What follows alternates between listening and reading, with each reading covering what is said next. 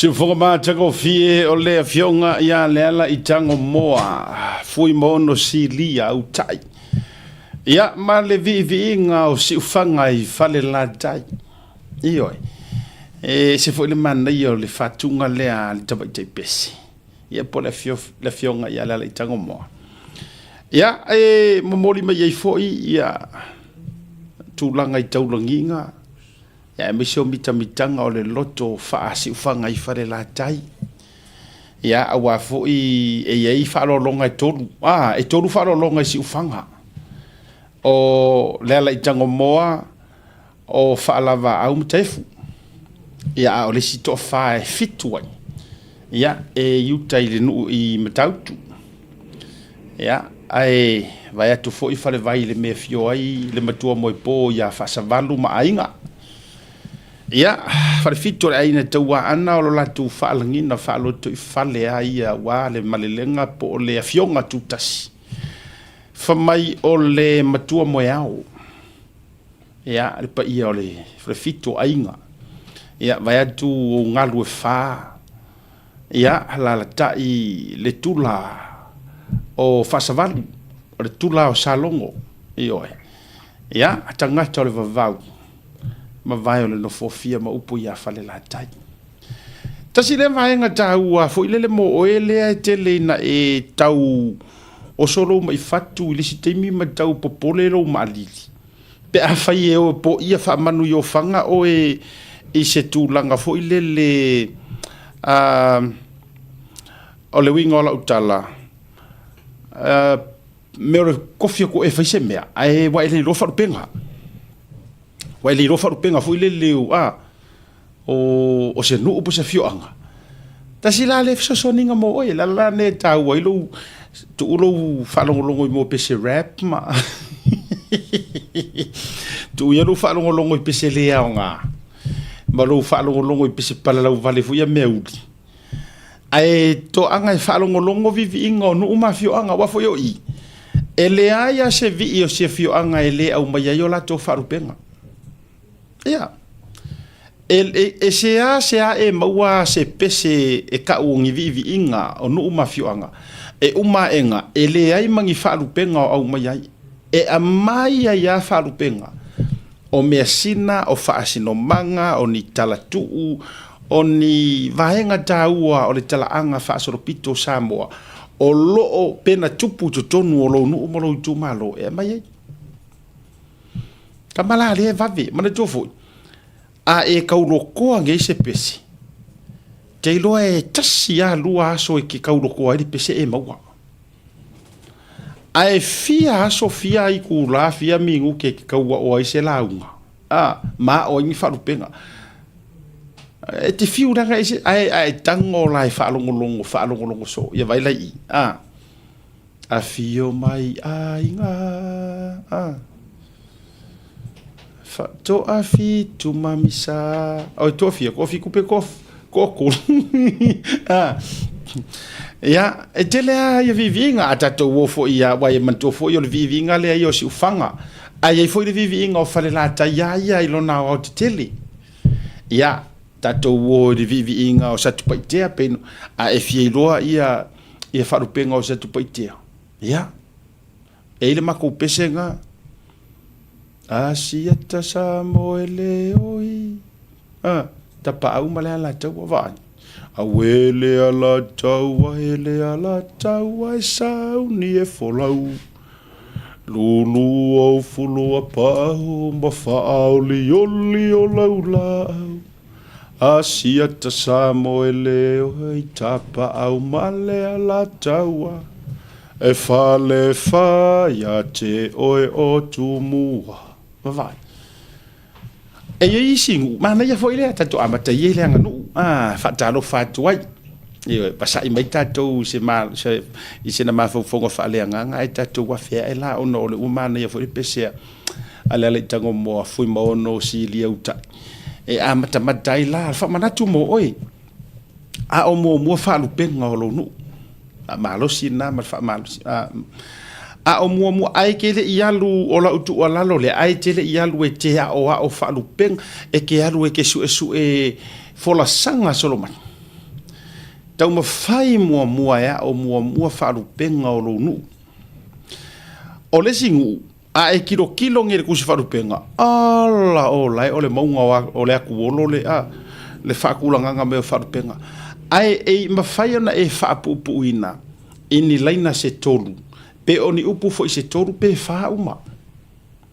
A e kango ai makua whaapupu ua le whaapupu ngakai. E mwhawheanga o le lua la inga uma. E oi.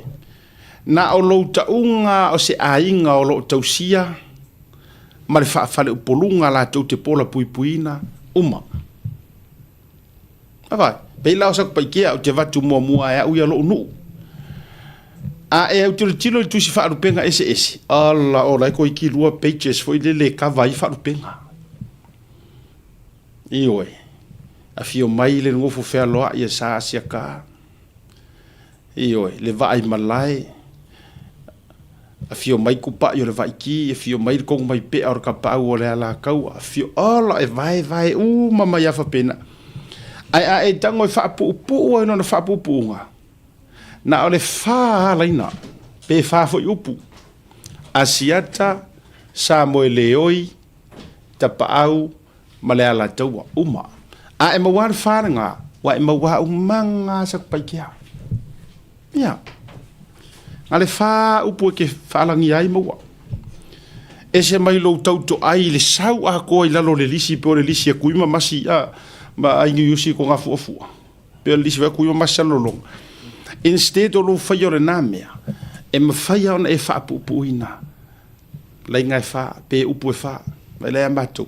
Mai asak pa ike a whio ai pitonu u tai pitonu u tawai ngama sa tu fia.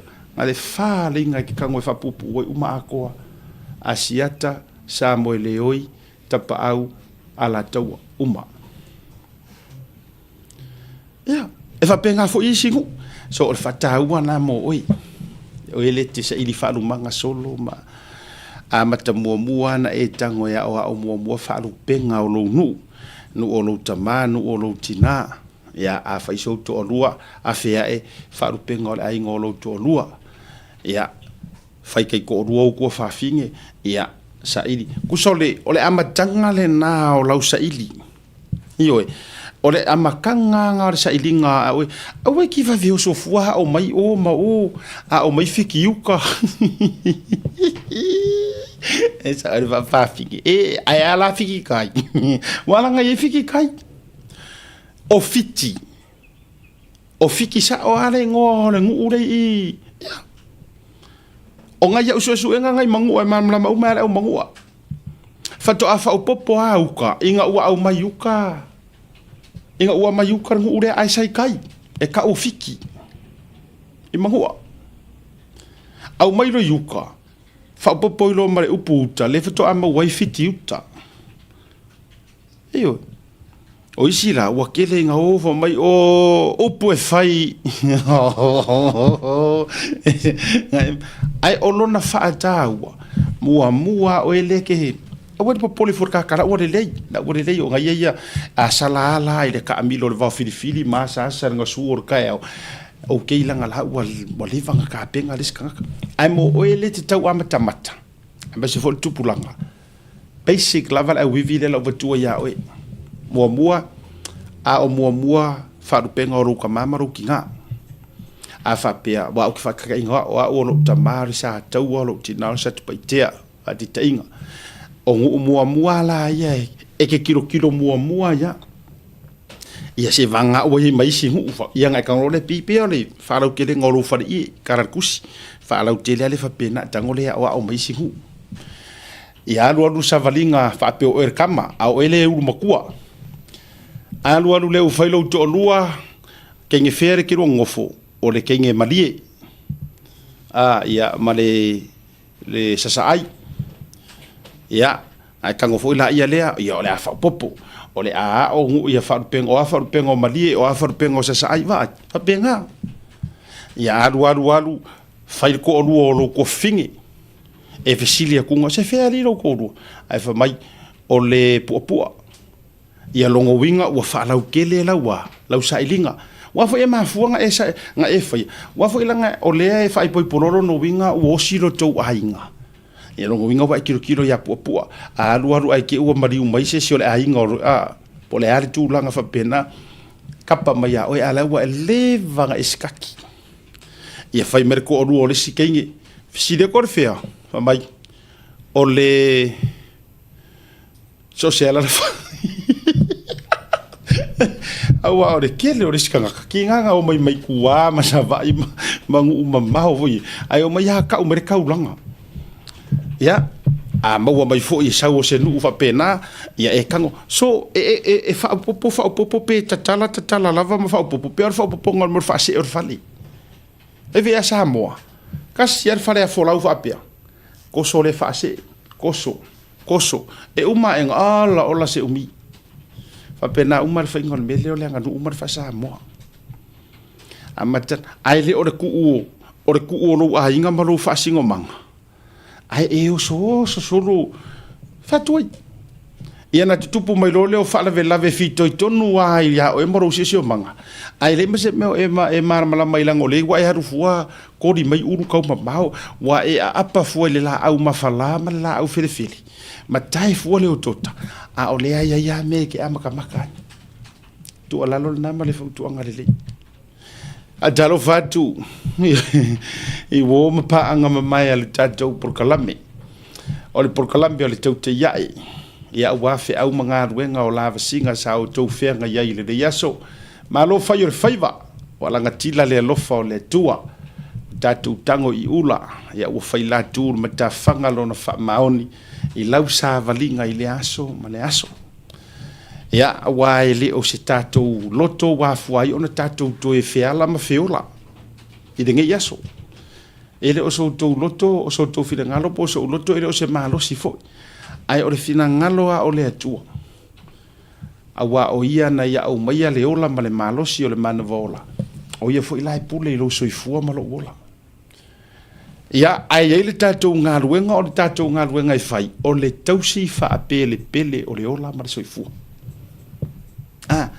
o le tatou matafa yoi look after yourself o le matua look after o e malo lava tangata o lo tatou tiutele na ele fa pea e ka ke fa sa wa lo ka kingo ma so nga fai lo tino a pius le tino ia ai te ia ila ia wa play minga le tua pe afa pe mai wa wa yini me tupu mo fa mai ia e pule wa e fa pe ngal so i fo a o le tatou matafa yoi ma lo tatou tiute tau ave ia ole va ai le o tau tino ia mo tatou tino e o i mea ai e tuina i le tino tūlanga fa pena ia e o i vainu o mea ai nanga life kana ngua marikusi pa ia o fo le tatou a ai e ka kaunga vi ia i le atua i lau ai Fifi, o mea uma ore soi fuanga re tu ore savali ore kaukala. E whamatala uma mai a olo tala noa mai fionga le tu oi lau ai. Ia, o mea vi ia le tu oi lau ai. Ai ala oi. Pa wale ore kai mea le vi ia ile a kuor kai me ki fofo ma mama. Si koe ma fofo ai a oi. O vi ia le tu oi lau ai. Ai fa mata fo o e fa yese meta o se ai so ai ya pataro fatu ya to uma feo yo le tala le lei ma lo ile to foi faiva ma lo to pito la au ele fa ngofie anga le lei pe le tua ya ilo to so fu to tua ma lo to wola so se vainga ya e fa a lo tele ai e to fle ie ya le ngaruenga le tua ya ma fisita ya ile atola au le fengainga awale tu mo lo fingalo fa malo fa talo fatu se utama le sunga de ta ya pasta Willy Papu mo fa tua ya ina ile ofisa utu o le sister ki mangele ya me se foi o pasta hunt ma le fritua ya sina po o le fiona fritua pro mangafa ya me se foi so fa ngainga ya o le ministry ja, maar ze was ja se tiu la mafuta member for the tour pasta se tiu Brisbane au se talia ja maar to dele ja ata foi leo se singa fu atoa ina yuta tala wena maar for to memma Ia ole fionga fo ia tuitonga ioe sunga le fafenga nga tuitonga lai nai Vegas Nevada mal fritua ia mal to tele lava se usa Pastor Marina i lalo Christchurch ia ono wa feli te ole sistek ia fatalo fatuai ni so fafenga nga ta foi leo pastor to iloa ia sunga fo ia Pastor Seyuli i na Utah ia male fritua fo ia male la to fo ia Kalesia to tele maluatu ya ile dai vanga la fiafi ya maso se tai lava fa fia ngai nga tulangi ole e fakasa ole metutisi ya ole LDS ya atatu telo la LDS ole matua to tele ona yo uso epikopo so swani prestino steak ya tau le mafai ona tolo lu moto so fa no to tele ya ai amaya ia le taulangi ngol e Kalesia Christian o pe senga tai ya fa malom fa taru fa tu le vanga fo yo le fiafi ya ele mfayana fa ngaloina na yo matu fa le nganga le fa talofa Pastor Fata Waita Fata mrefitua ya Melody Fata ya bele falo ya mauto uma malole ono sai ya manisi ya na ya fai out yo Father Michael ya maritato wa maftanga ile maftanga so fatasi fa fengainga so ngali tai ya anga te lea o tunga mala file modi perfectua o le fionga sia ya Paulo na yo tamaya ya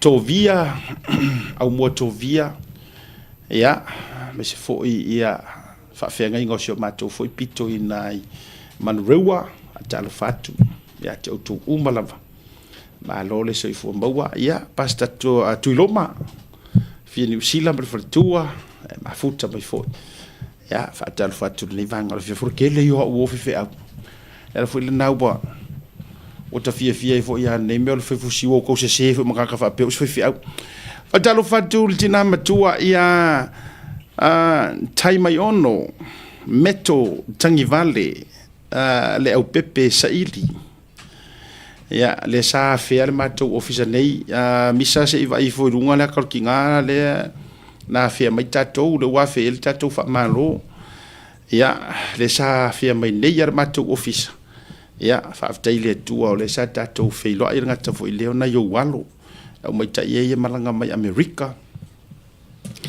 ole fa tu ya meto tangi vale po tai mai ono ole fritua samsa ili si la fia fo ile to tele fo ia le fo ita mari ya longa fo ile to tua ya Samoa ya e sa mafia misio mato official nei mai fio ngo fasto uta mi se fo sa foto mi sa fune ya mi se fo le pa ya manda yer mato filo inga foi ya ile tato official malo watu fa taile a fia fo i mali filifilina ya fe mai tato official nei ya mo foi fa malo si au lau fai nga ruenga ya marisia o to o malanga bai nei atunu le maua o to swafa fai malanga mai ya malo atu enjoy the weather o mato New Zealand o le o mafunga fanga so le au ke fai aku o le ala vai malu o le marisia fia fo i le to tele le fritua ya meto o le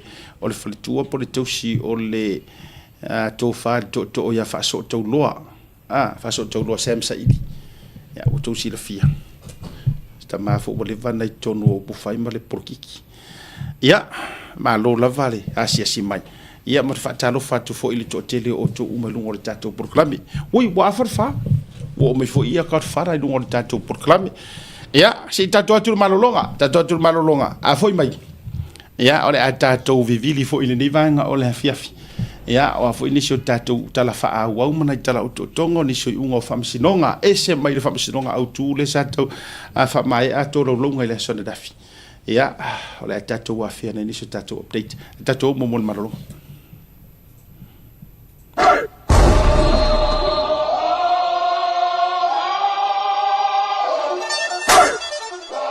Here comes the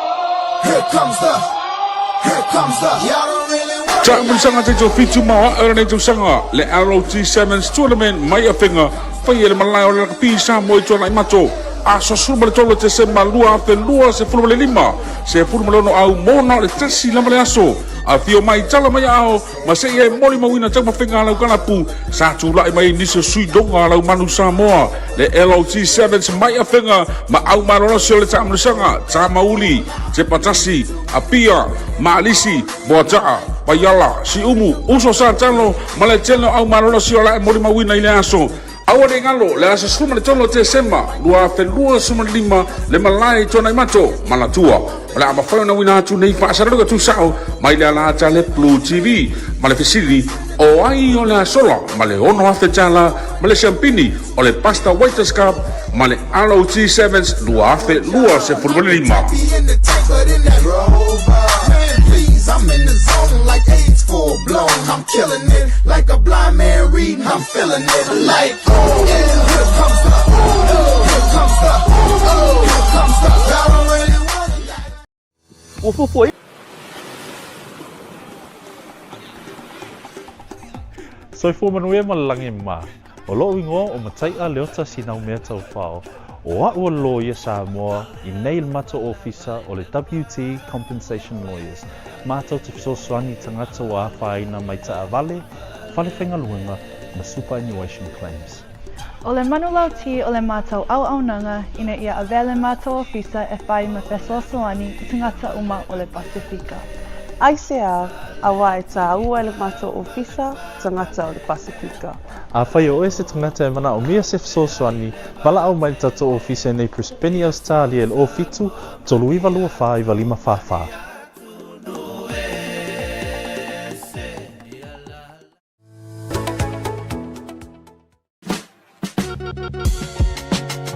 There is no better way to support the 685 than to buy locally sourced goods. Here at Tassie Market, owned and operated by Samoans for the Pacific. Affordable Funeral Services. Whalemaliu, a tamawhanau Samoa, tonga I Okilani New Zealand nei, o oe malo aiga.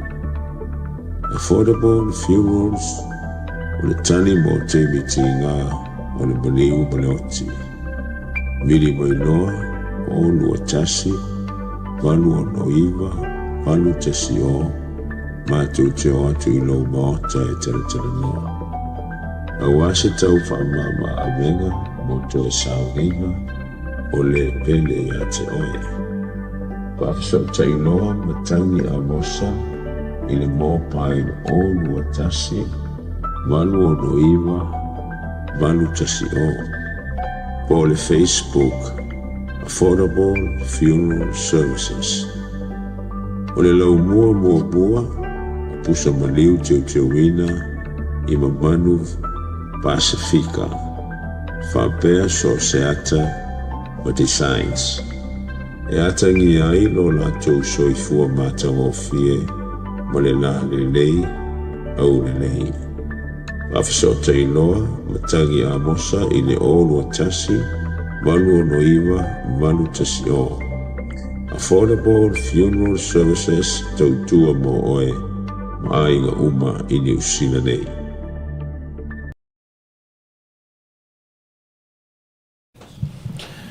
Taimi o le wati lea ua tolu se furu maraiva miru te wate nei le tu la e wha I le tautua whawau. A le Blue Wave TV ma le programe o le tauti ia e mawhi loa I ma le sunga le e taua ia fio mai am tala mai o au. Sunga le e taua runga le programe le wakar fiafi. Sunga kai o pokalama ma le sifi o ka pokalama. Ma le maka pepe o ka pokalama. Hafelo ya kui lau o whaalwai mlai. Ia, le sina mai mofo e Samoa e on kulanga whaalupe mo pela wako mo mai ai. Ia whaakara whaku le kanga whaakai maranga whiwhia so fo mo ma langi ma. Ia. Mai rani mene o lea o le ngalo sa uso so mai ma whaalupe ngai o le sifi ma maka pepe. Lau mai mo whaalongo mai o whamai. Mua e lo whaalupe ngarongu. I makauria e ka mua lo whaalupe ngarongu kaukaya. faru pe o le sifi lo inga alu lo fo ile le tu sao o le sifi o matai pepi ia nga ko nga ula kala kai ai ia faru mo i kala mai se o le maka rugu ia o kai fa bare so pra sa vai ai ia la ko ma wa la ia ba nga o ke mo ka fa pe matai pe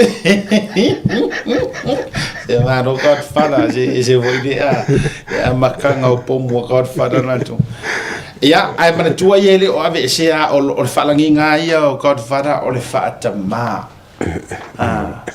o mea o la uma o ingo li o a fabrikangia Godfather of all the living things the living creatures ya malo ai malo ele lei o ele sia ku o fa maru la ko verso nge yorangu o le ngana le ai language le ai ya le ai la ya ta o ko ga wanga ke malo le mai ya malo le lei sa se le ngama ko firo i marisi ko nga nge o ka wa ya fa malo le ai de ye o fa pio e abel le ya so mo na palo okay de ai ya mo se me fa le ko nge so ako ia fai ama ki kiro kaimi po e fa ro ia ki kiro kaimi ia ba ko kare lo yo ko ki fa ro fa ai te sila fio ole va vivere kaimi sa le ia so o me le be ia io che lo be fai mo che lo me ba fa ole tu va ve all time fa tu o le ko sai le ma fainga ko po kinga ni appointment se lo pe todo le aso hasta más año fio ko ki kai ku la le appointment ja o ma le appointment fa ku ile time nei ile va vele o yai o aso ia o ma le appointment o se fu su kasi ala la vale time so lo ke mingi a fa yo appointment se fu fa ko ia va ngo se mo le kasi le luari e o fora ke fonge mi mo ke ka ko kasi ia e ia foi na me toro o le swinga o aso ia sa ka fia kari ke fongi so que ka uma ka o aso nei ola olai ia o swinga nei a aso ia pi ari ka kangira ka kire fongi pi o de a foi le meu o de a manga ia mai o pa Isga ka fa ka wa so le ale tembi de o le la fa ka ko lo le me ka ka no ka ne fa to ko va ko o hoe vibrate ke fo ke ka pa mai ai ole me mo ala ofi atai la ia esa la silent ia ka ke fongi danga o de ta te rum so le au ke fa ko ole vibrate to ke fongi ke computer ka ai le do pure ma fu anga ya lenga na lenga ia anu fo isa o le so ide o le tanga i po le verso va tungo e ku mai oscar e ku mai ai sai uma mai le tapu vai va tu le mapeva fusi ia ale o vai me go fa ko o lo es como so le lo va ko so le ako ma ia o foi caminho pelo ya ai malo ole mele nan tu pule ni eso ya ele yani ta faisia mato filo inga male fa ulu ngor vangar piemen oi ia va go hore sa ya malo tonua o mai ia o se kala mai on fa o le fionga le CEO so le langa go fa ko malo so le mo kwa seki don men mato filo ia na nei ya e foi pe fatto il tatto por clamel tutto ya ele e uma foi ama uma mato filo yo le tele se pato mato filo inga nei ya ole la wa nga ile va nga le a vele e complaint mole il content complaint mole piemen a or kuma lo boss le mato filo ya ya matua I welcome le tamaloa le tulanga le fasea okay kaka ma ole atilu tilo ya ma nga yon melor konga mana ia le new so tanga Samoa or ko malo long ka mar ko ngorong kingan mauti so la matua ye so lai follow through I make up por kiki Samoa ai pe yo le vaenga le sa wa ve il fasea o tu singa le al tasiona tangata whaingaruenga. Ia nara lea Ia, mai tai lea sa mawhaasoa tuai, Renata Rivers. La u whao o iei. La fui la uau ia le process o la whai suenga, vaenga uma. Ia, tai au le siaso. Ia, o tusi sila mai la le tatou a tunu uma le. O lea tatou te uia lau mea ma. Le ngai te taun tatou tau ma whai e whaasa o sao le whaasa se le afi. O la uforasanga fui la na whai ana nei. No fui la vanoa no fui sao le fionga le li puli. The good thing first, ele o e se tangata fui le yeni o so tanga i Samoa. E whai ere kako fongo au o iloa mo i kea, e ki wha au piki re wha au lau taranan whai. Ata leo si tamalo. O te whai e tola uwhaftai mua mua na, lona rua. O le background o ka maloa le ato. So le whatever, 20 years, 15 to 20 years o inspector. Inspector ingai leo. Tulanga tau satin. Sinia. E o whaitua lea ea atonu e le i ala fualo avea ma CEO o le PMN. Pacific Media Network. Network. Ia na ufit mana ia malo to mai faso sui. Ia. Na faso ale yo le tulanga ole. La ala u faile sa le suenga a fa monia e uia la tono uia. Ia. E te fa sa fa to SM fa mola. So le update tatu na sa o le fonola e sa faile a forsutas. Ai umani te la afarkas. E si sila le umiole. Fonta. Yo sing update lana au ti lolo to tonga tele le ama wale so for really wale to fe fa au ta au le la wo refer nga ili side kala to le handling al complaint la fa tonu ko el tomalo le council fa la fa tonu yeso su em ta pula on to report ya to la yele ai wo man fa lo mai a fa yo le tu langa na o solia ma o le sa or kusinga kala ya me masania e tiola ia malanga employee ia ai fai ia awalo me o fatu ese to fasa fatu ese ana malo ia update na mo o to o le ia so in inicio van ia mana ia fo ile fina ngalo fali o sita malo la to ia le fionga le pule ile tu langa le po an tato affiliations pe o ke fast pe o ke HRPP ka kier me ngai o lai loloko ai a fai wango foi lipoki le kalanga fai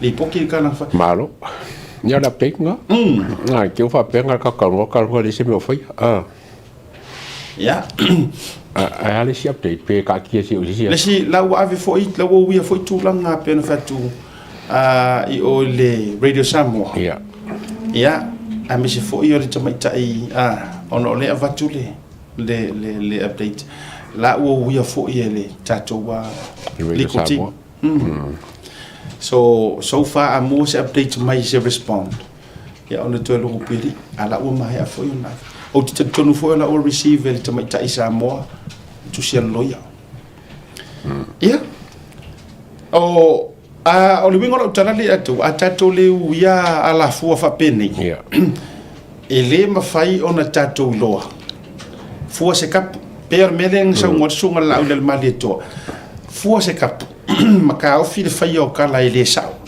ai ka ko di pokia kala sa mo ele manga o ka ko ngengu sile ko pu mele pu mo sa mo o le alu ka kala ko feran kala pepelo pe se pe alu a pura ka kala ko ia o mele manga mi ka ko ngengu sile nga lu fa kasi ia kasi ka ko leo kasi ka ko mamlama aru ka ke fera paki aka ko bolo lipoki ia lipoki le ankol ka kai wol pelo lipoki le la wa mo ma le vanoa fa tai taro sanga mai leo si fionga le lipu le CEO pe ma fai ona tatu fiso soni atu ini nai lead for if so ta ia i loi Samoa if so ka ia ma lo mongia la ko instead of so ka i previous administration vai le mana yo so ave sa o le tamaro fa tu ia o ngo mela le so o to i Samoa expect le imedi mai le PMN le la context sa ko ya ko le contact mai fu ia mato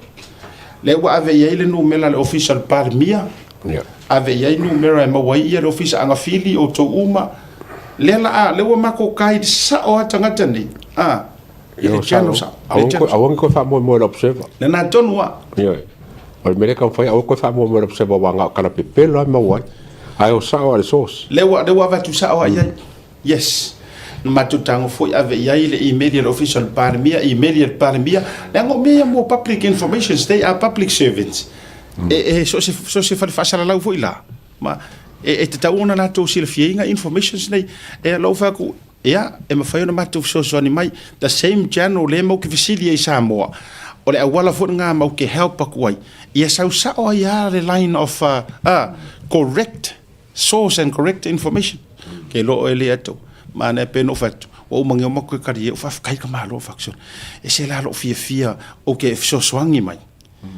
o no te lo ele ai ni o so kanga va la laka ele ni o so kanga fo ile a me uma e wa ka ulang monga pe ke lang mumu pe ke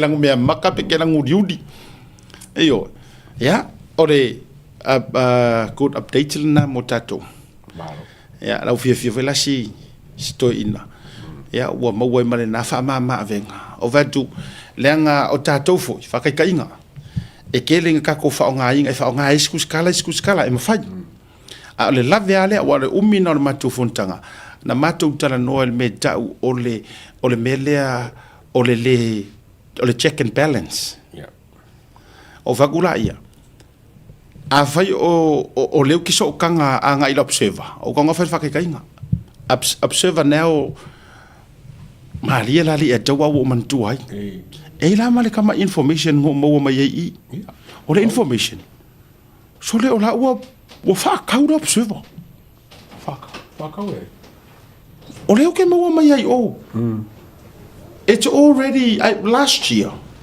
no wonder why ni ki o ha palaru wale to yese malo si anga kulowa ame se asa no malana iyo o kusa o famtalanga to malo ko le mana mala maile e member fo I to tonu ole vaanga fo le pina le nga va ko ngiri kusia le pina le ilo fa kasi si o le PMN nga me po nga o le ngolo tala mai because the observer now it's privately owned it's no longer owned by the Samoan o mau mai la karar kamaro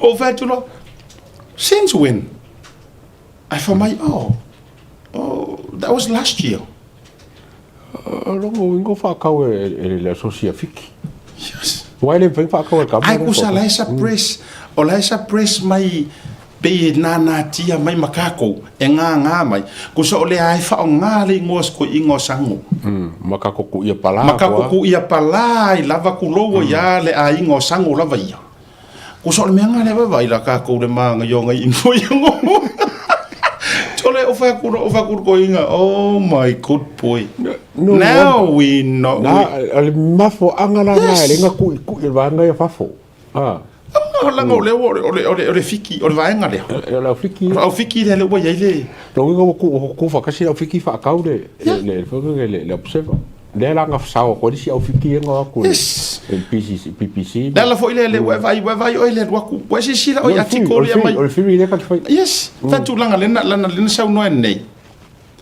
pa afa pe la e mfainga nga mo ile me ya observer fa di mai la lunga pe sa o me ai sila ngai article au mai le atu wa vai ko pa wa yo me ia le la o mai lungo le article la observer international o le pina ke no e unha sau si article fa per CNN pe wa pe ko la article fa ni and it's all about waka koso mai wa sau le Federation of Media ele kiola ele o malama banga ka ko nganga ele o malama ka ko kususinga fa Samoa yes menga le ngale ya manga ia ka ko kala i fa yaku onga ele malama ka ko kala i fa to wa ele ila fo langa long Samoa okay pole la banga ia ka mai ko kamera Jerry o Jerry depo ya mal banga nga wo le ko ngo ese o ko mare ai ku la observa la ko ia rande ka kala wo ra ko rani aya wa umana wa avela u talusanga tu lo wa fo la fa ilo atu mene once ready aima okay le fionga le minister ole a fio mai fai no approaching ia le fionga le minister o tourisi o ia fo o se sui manto le nephew o sano malifa ia fata Ryan wa mai ona o ka ko e alu hari su enga ponga ki o meria wa faaftai mai le fionga ya il minister por fai puleo o sanga acknowledge mai la reach out o le la fai malanga mai ni usila ile amatanga o te sema fufuanga fa malo ma to fo la fo ile panga fa vai taimi MCO o le amma wa ile marita to felo inga mai sa o fesili sa o la vai le tulanga le ma le la o ka ngoku la au mai le respond mai tua ale mingiska fa ai poi po fa kasi mar sangwanga le mo mai yang ngel makofong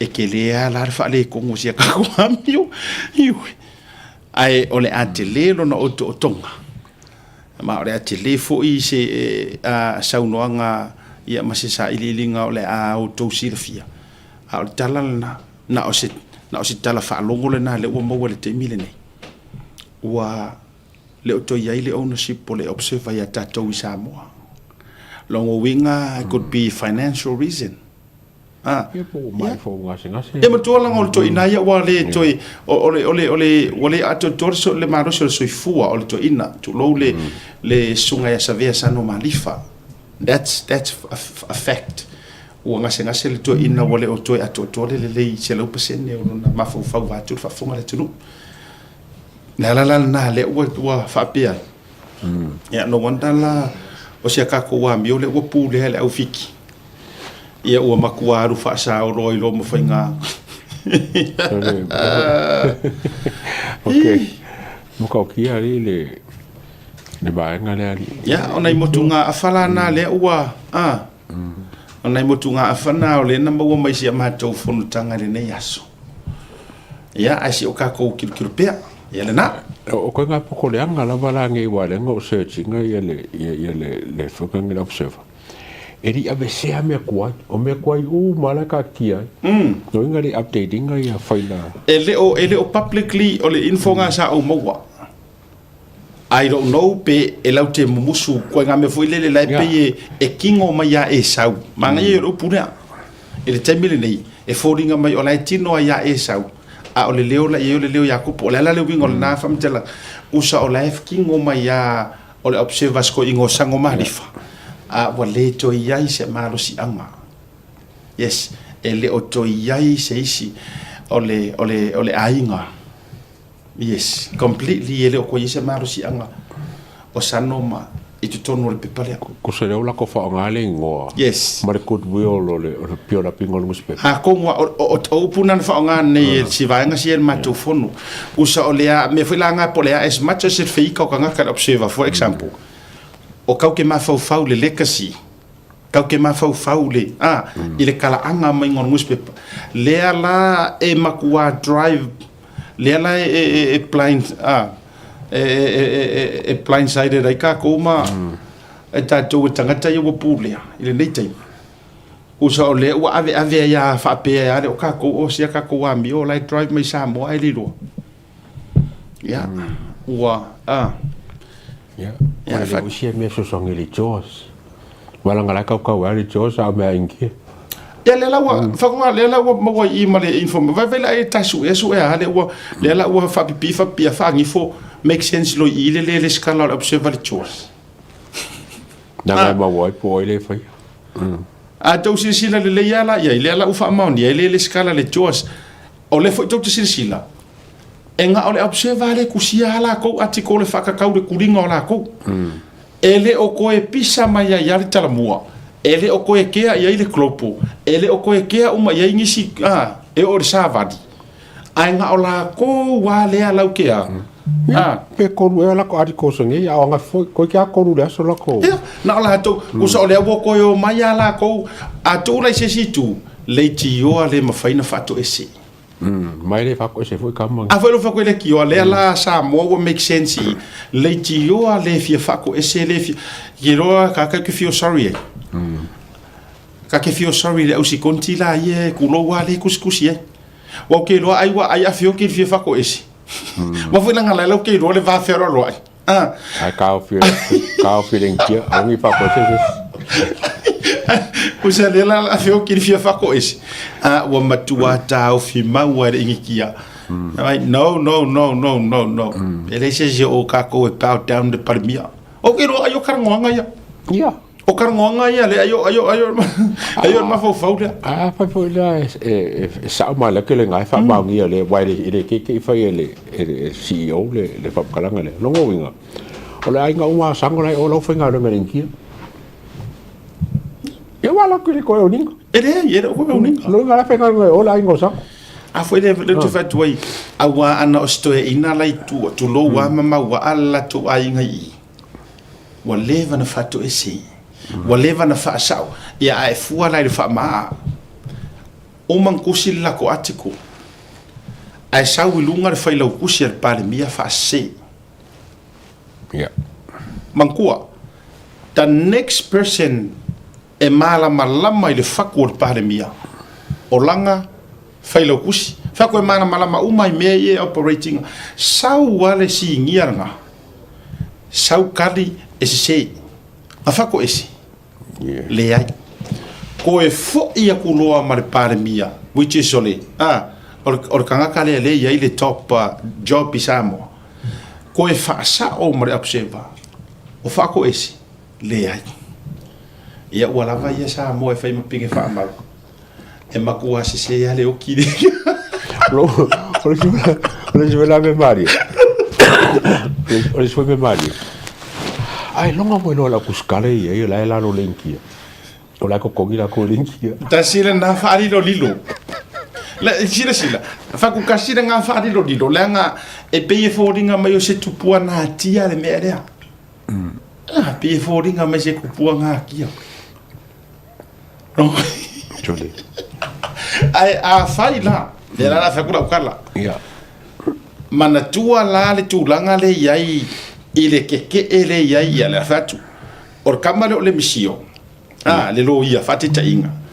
E watato ilo uma le matua HRPP e fe lo si lo ia ye ka ke lo ngai. E ia yo la ko affiliations. Ai to te sila ai sila fa kamale. Matua obvious ale HRPP. A o lea e no nofo e a male a masiteine e a inga nga ile vaenga le newspaper o lea la le ubinga o tala o kama ia le misio lea la le puli o kuila epa o le nano fo tua e fainga ka fo inga kalia ele fiki lea po le au inkia ia le malo mal pane mia fo le anga ilonga ma fau ilonga lava ma fau we still hold the power o le power lava i va ngal pa foi la o mentality le u fai observa Samoa ma ke ia mai mele le wa makwa fai el observa le fa au malo le fai li mongi ma le matua fa ma ale fai ku le pa o ku kusel le la ko mo tau si sila mai ele ma fai nga so nga fa ma afa pe ku lo wa ka u fu sango ele ma fai nga so nga fa ma afa pe ka nga ka kongu yanga newspaper because they were never ever funga le allies ma le HRPP before ai se a o makwa sui va ve ai kai mingi o ko se sila po le a le fa ya ko e o par mia le o fa ku wai lor me ko fa ai fa ma ai akiri nga o au mai le international media akiri nga o ai ko e kusi ma la ko a le me la pito sili na mali e o screenshot mai le lokoa anga media ai a mai frontline mai ai la to headlines o vai tato ia ele ia se su nga ka o mea au vanga le ala o to sila Samoa o nga ngana le fai mai limongi nga le fa au pe kuila epa ai kusa e fa au mai observe i kula ngo kuskusinga le fia to ilalo e le fia talia se fai inga ai fanga ma whawhekeinga. Lea, e uka ko vai koe. Ia, ona I motunga a whanga e winga I le sailinga. Ia, I le tūlanga I le observer. Ia, tatua tūle marolonga lai titi. Ioi, tatua tūle tatua. Ioi, wa vevela le mea. Anga le wako si le fia mamai loa. Ka lo faisia kako observer le okoe a. O le okoe ingi o ngā vai sa moa ua vai wa flying Fijian le mea. Ia pua tatua marolonga, foi mai. Tatua tu le keiso le fionga le minister from Sinonga.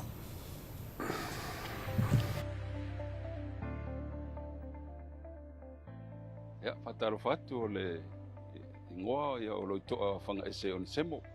Ngā lua nei le Odd Constructors as a supervisor I ngā luenga o lo whaia nei, whaatino nei. Ya, o le tele lava o mātou ngā luenga whaungaina le sima o lo mātou whaungaina le sima le o le Golden Bay. Mātou ngā luenga tele po mātou proketi e pei o le retaining wall tele le e waisingano. Ya, o alalau papa. Ia o le awala mai Manifa, the 4 lanes e pa ia tua o Imsaina I Waitele, ia whangaina I mātou footpaths, ia o driveways, ia o speed humps, ia e mese foi ia whaavae o Mauta, ia e mese foi whaavae o warehouse te tele, ia o mātou te whangaina lava le simane ia le Golden Bay, ia o la foi ia mātou paipa ngau sia mo le whawina o wala, ia o lo mātou whangaina foi le Golden Bay, mai Pautuaina, highly recommend. Le quality ma le malosi. Le finisi o le sima, tua le lei ato toa. Ia e recommend ai le whangaina. Mai te siri mai po fe mau ai le Golden Bay. Ia le sis no whanga. Na tato whanoroa le se mai. I le pia. Ia ma tato whanoroa le se mai. I sare longan mo tele se la whai. Ia ma whanoroa la whaftai.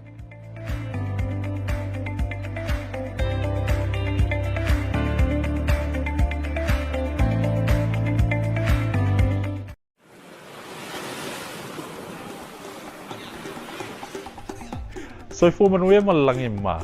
O lo ingoa o matai a leota sinau mea tau whao. O a ua lo ia Samoa I nei il mato ofisa o le WT Compensation Lawyers. Mātou te fisosoani tangata o a whaina mai ta avale, whale whenga luenga ma superannuation claims. O le manulau ti o le mātou au nanga ina ia avele mātou ofisa e whai ma fesosoani I tangata uma o le Pasifika. ICR, a wae tā ua le mātou ofisa, tangata o le Pasifika. A whai o ese tangata e mana o mia se fisosoani, wala au mai tato ofisa nei Prispeni Australia le o fitu, tolu iwa lua wha iwa lima wha.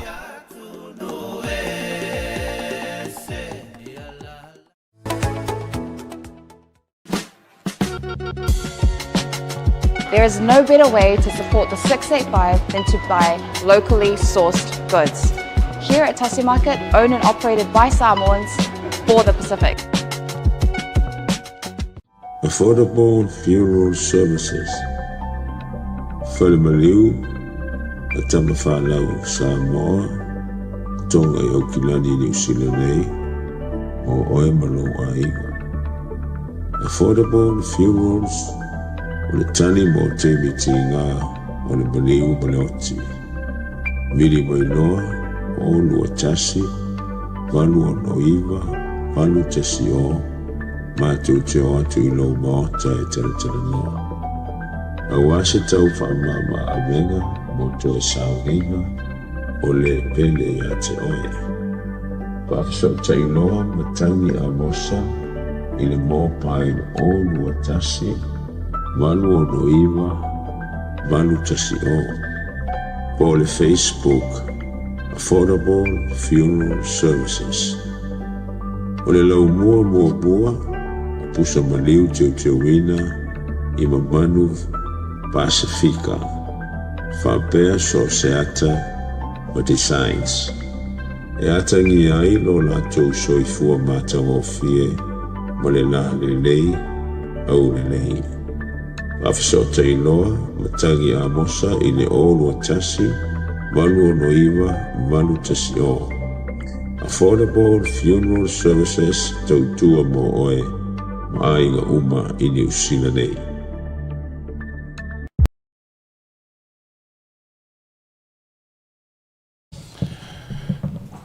Te bero wati lea ua se fulu ma le tasi minuti wati ai nei le itula lima i le tautua whaua o le Blue Wave TV ma program le tautua ia le vaga o le fiafi ia fiafia e loto e toe a matali tātou programe ia mai tātou marolonga si whaiwhi me kau whasi kue ngai ka ko sponsors la ngosu fiafia li a kau Sawa.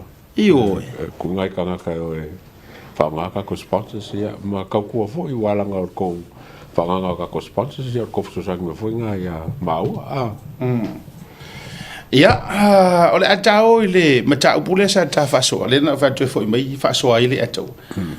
Ia, i le tūlanga, i le morianga le au ilu mor whamsinonga. O le awhionga i le whaipule, o al minister, o whamsinonga ia whasolai, tuinga mala. O le asau? Maka o kia fo ngā meari, o le morianga o le au ilu mor whamsinonga.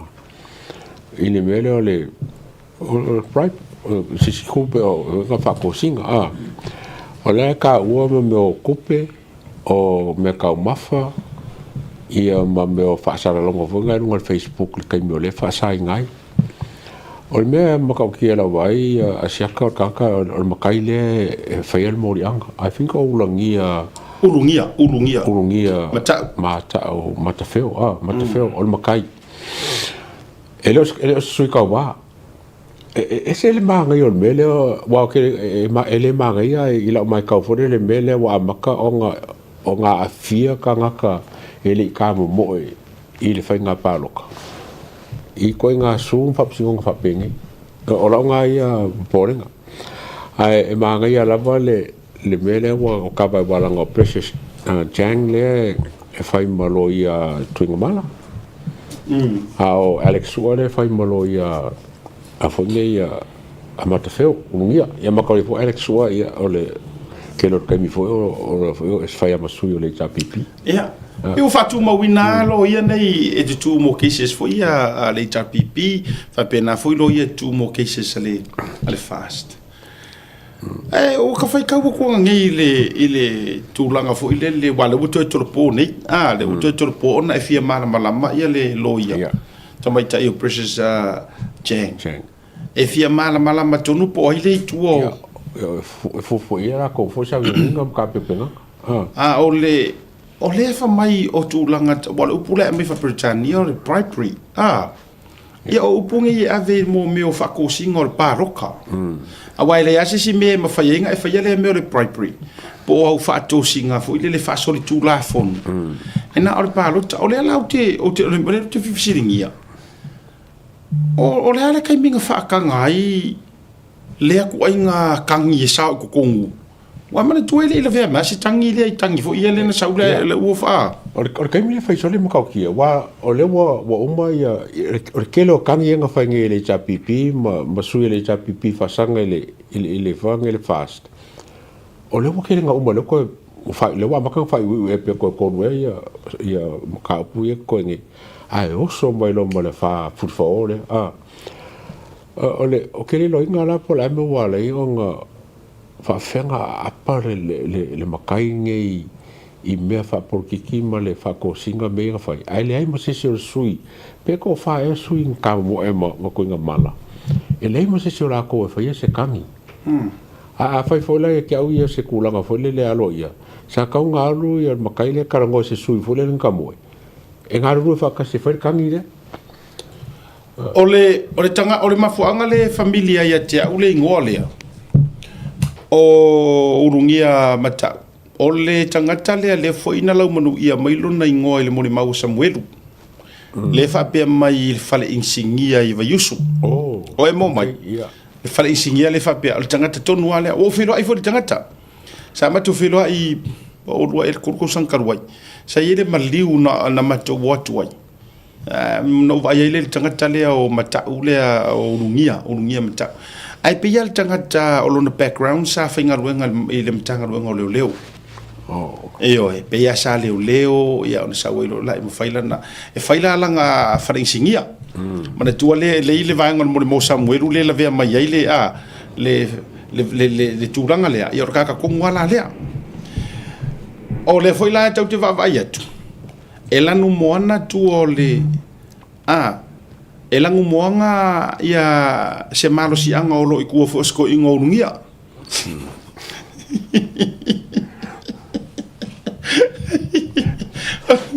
Ele winga o laptar. Au te whai atua nei mau tangata. Langu moanga pakoi.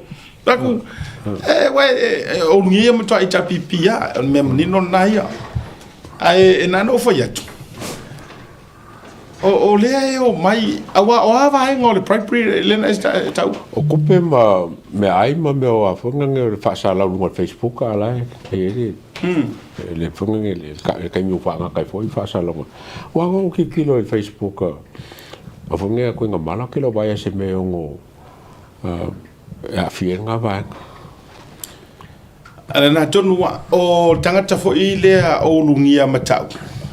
Sa tamo i le HRPP loa whilua kasi. Loa whilua tasi. Sa tamo e hai. Paulane mea le kau kero i loa pori mea ora paro karen kia ngi ora paro kore loa whilua. Ne lo po se kangi whaasanga loa kasi. Ne lo po se kangi loa kasi. Ole minga na leo te whai atuai. O le tau tele, wa fo ele yese nga yese kangi le petition se ngaru ngai. Le ai, le se mea. Ya le na, Same al fisikela same wosa ngai kai. Oi ngai ko ngai mea, wa. E ka karanga fua ku le pa ngai fa me ngai. Ba ka ko fu le melen kupu ya ngamla unu leota. Aka ko fu le melen kupu ya ngamla unu. O le ngofo ia ai fa oso ku le pa ma le tapi pio fa le kangi le fa ka ke pisa ia. Le fora ko fai ku le pai. Kasilia kama ku ari mongi. Yo e. Al vai ngare. Ya.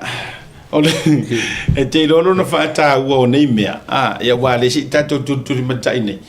Po fia si ko sa i mai po fia ku paro kare le fa yer ke si va. Ke lenga lu ka. Ai na no fa yetu. Ole au nga fo yo le fa yo cases ngai. E tau fia ai foi dele ma faala talata uma tu itanga tane tai le official fa msinonga kuku aku yo more case ke le le sa ngi mai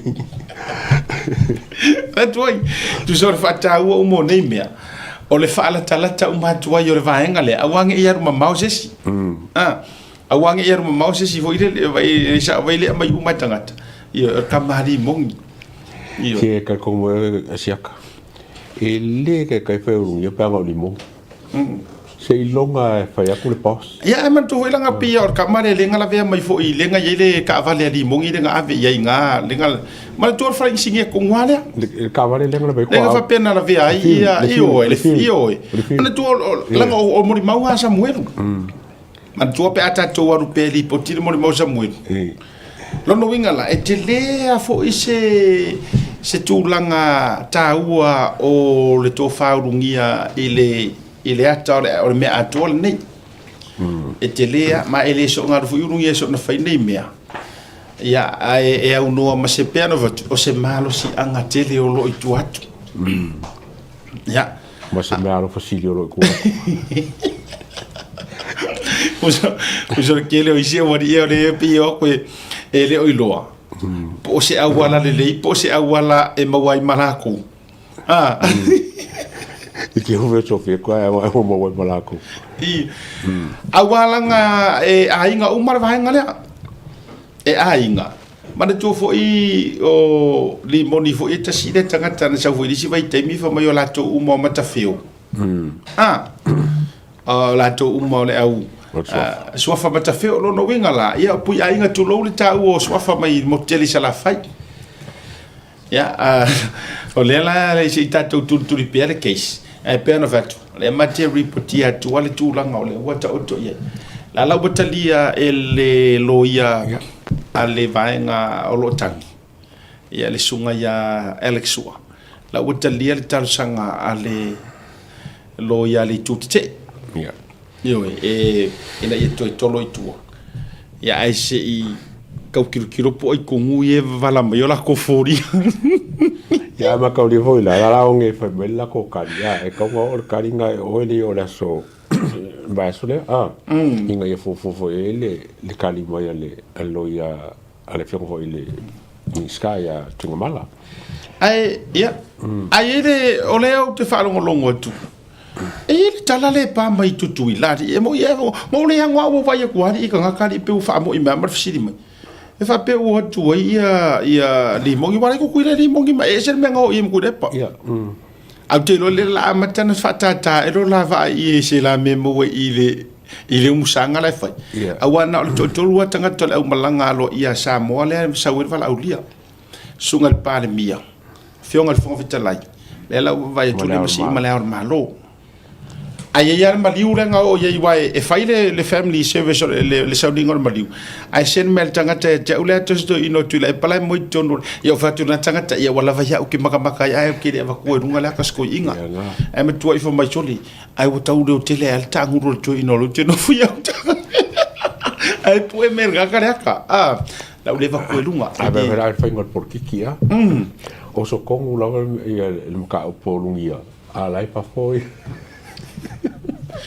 Ave fato me a kama se ai le eu so ko saukia o yo le e kala le wo e fa longo tu no ma fai mai tutui e pisa mai au ku la fa mai o tala ia o ia o ke no pega ko fa longo kala ia mai o le fionga le pare mbia o mo mona o tu lo o mo mutu ma vai lu ia o le van kala e ku le per me na kala ia ku le per ia lo i ku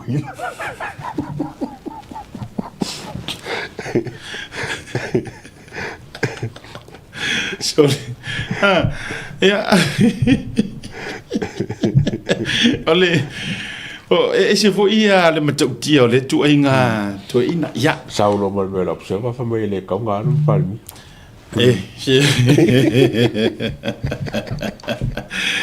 olai o le maliu le malanga le maliu e le maliu nai malanga isto ina ai sau male heading sa observer fa mea e sali tau mo mi fai pe sana rest fa sana ia nga ko fo maro lole ai o ai mo ka mo foi sa mo mai sa ta ko manga i fingore people this fingo se passport fingore ne o vai tu le post le fale tu o le tamalea malia na share mai tangata ia te fa tai wa e le nga sama tapisa tu ia na nafi isi avita vale lea ia moni fa maoni e le o se avita vale na filifilina e le fionga ministero yai o le avita vale sa fa nga mai i le taimi o le fionga ia tuala le sui parmia ai nga mai dar ka nga ya kia o le postation to onua matua fa se ya le fofini a upula ye o te fia kulikulia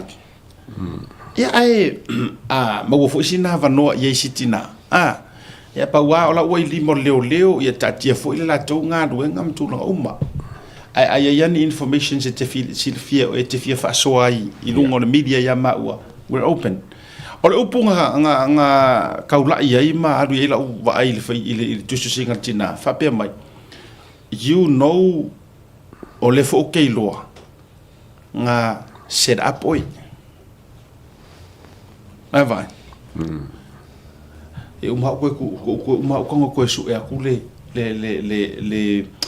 le afo le post le fingi ya mana tuala it's out in the public mo tangata uma ai afa pe or fina ngalo wa or fingalo le tina ia fa pa pe or par fe kikiri langa kala ia lo uma lalangi o lunga la ka ya e show wai mai foi se da pinga ro polo le na tonua afa pe o le e te fia mana o fa leo tele lo leo yeah then we are more than happy fa leo kele lo leo yeah mo ka se fe poi ai la na tu singa na se uma to tango to su mai na se na mer tanga tia ya ano fa tau wala ya yo fa pe o ka lo fai e la ti fo le vaenga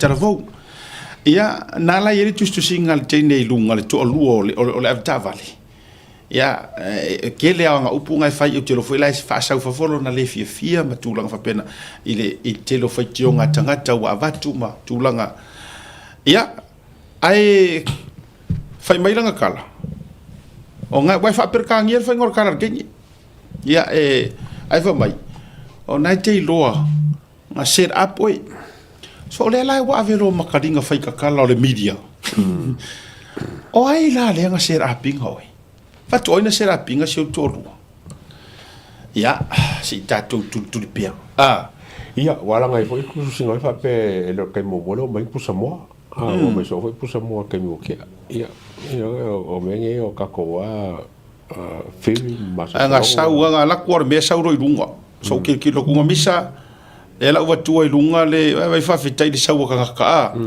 la wa tu lunga le va nga le misa te si e vai fonga ia to e fiota le nei te wa ye ni upu sa fo ie ia ona tango le ai si la fa pe ona se so longa le fa ingale ole nala mai le post ale ala ngo tatu le media we quote lang ko ro le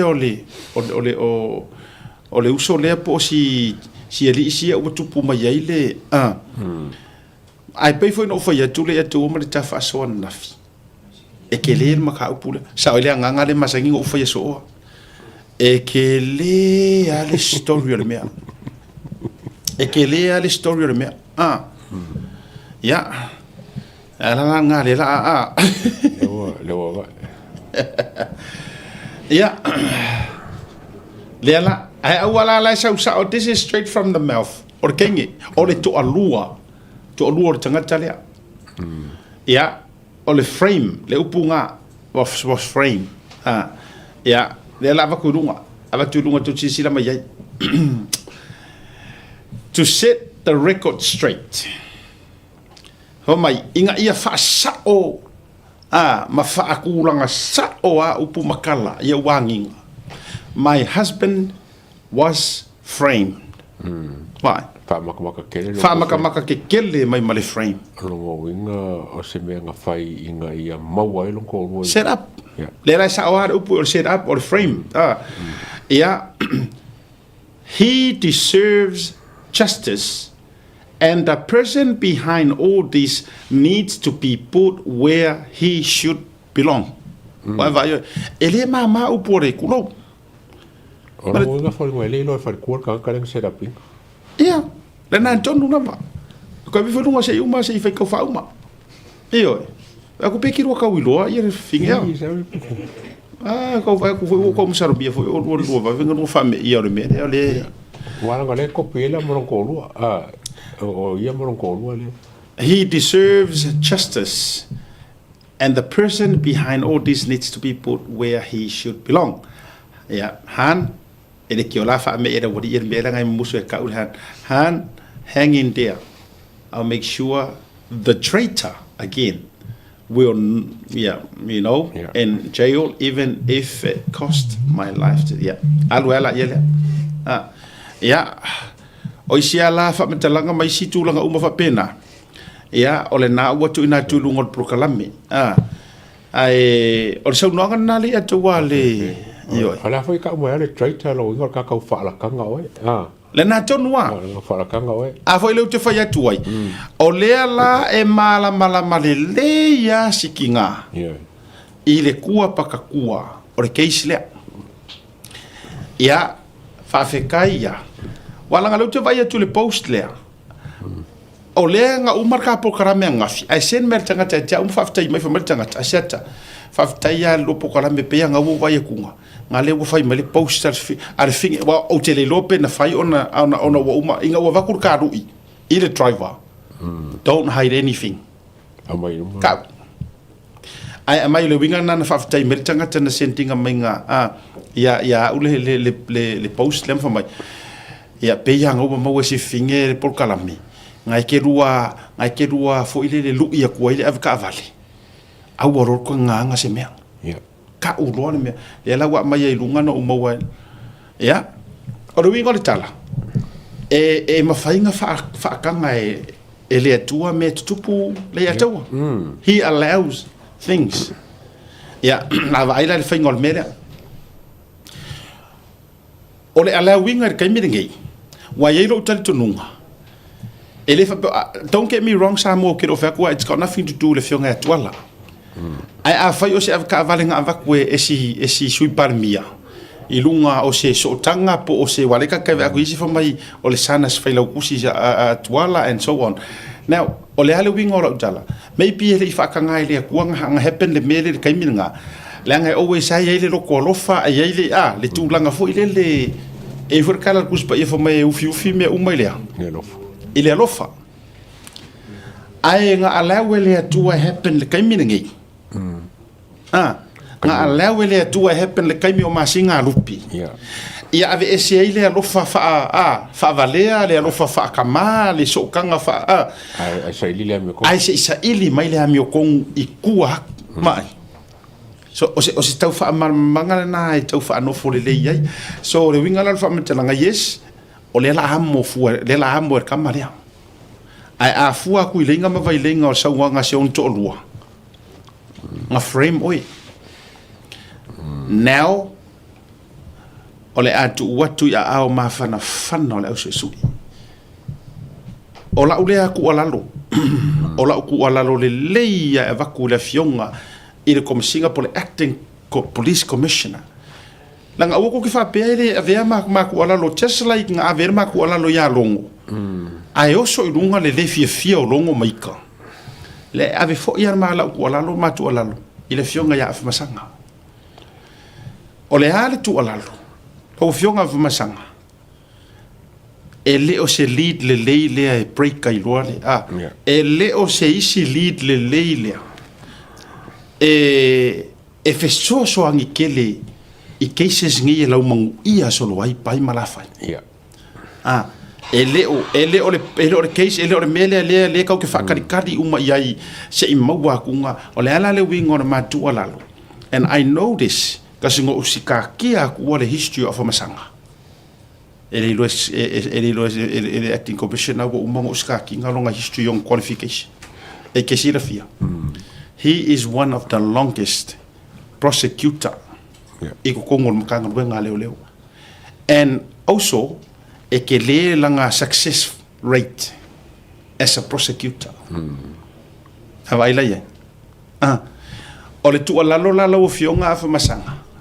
Nga ilu whalanginga o te fia iai o oio le tama na mate malo.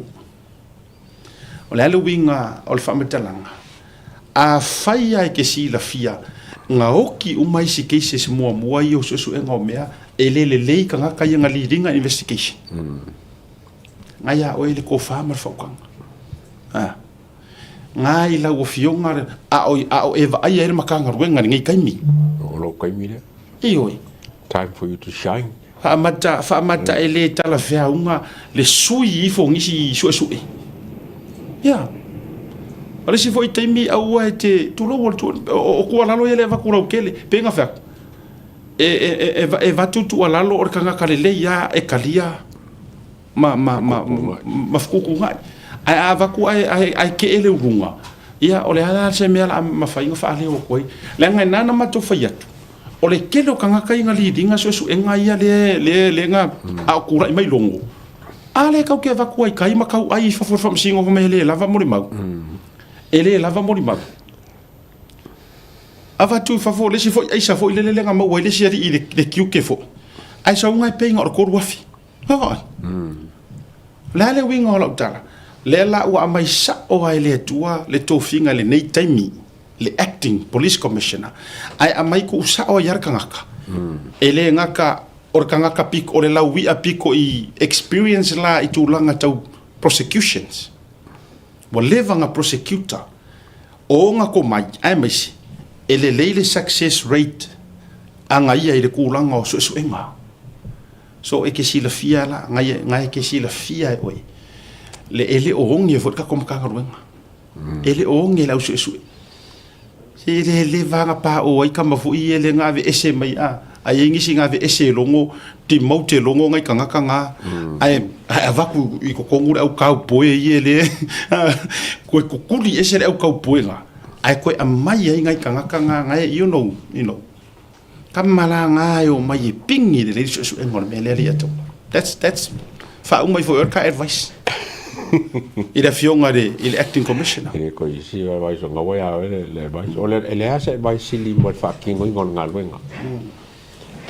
kai me ke fucking nga venga e le lunga ma intention ale lunga ma upo ke sa ngo yai ku fa kasilo menga ia wako a fa nga upo ai le singa yo wa nga yo ila le wo ba ku le wo fa masalo kulanga nga wa a masa so le menga drugs ka ko fo ka ki ke ko ngwa ko pol mele ia ke ora fa ka ku il kusiole al fa ku o Taylor Crichton ko ke kia wa ya ku ele fa nga ka mo le ngesa pe fo le ska ka fo le e fa nga e mo mori mai le isa mai le siku ma ve ka nga mo le isa na ia vai kele le ngo fo ia ngo fo nga ku po isa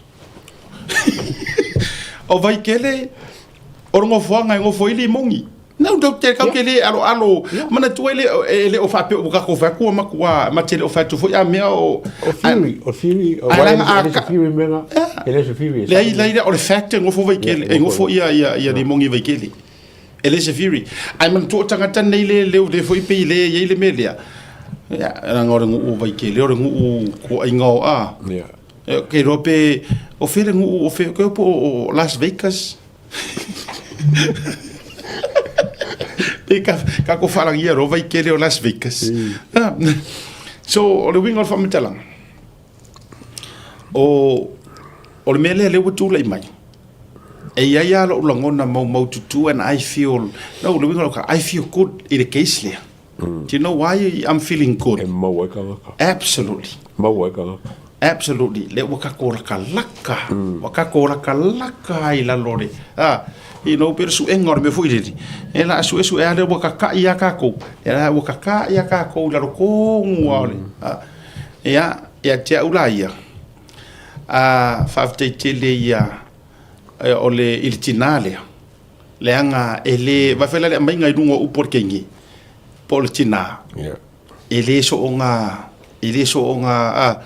langa olai walusa wa se feronga. Nongorua. O pukaua frame ma le traitor.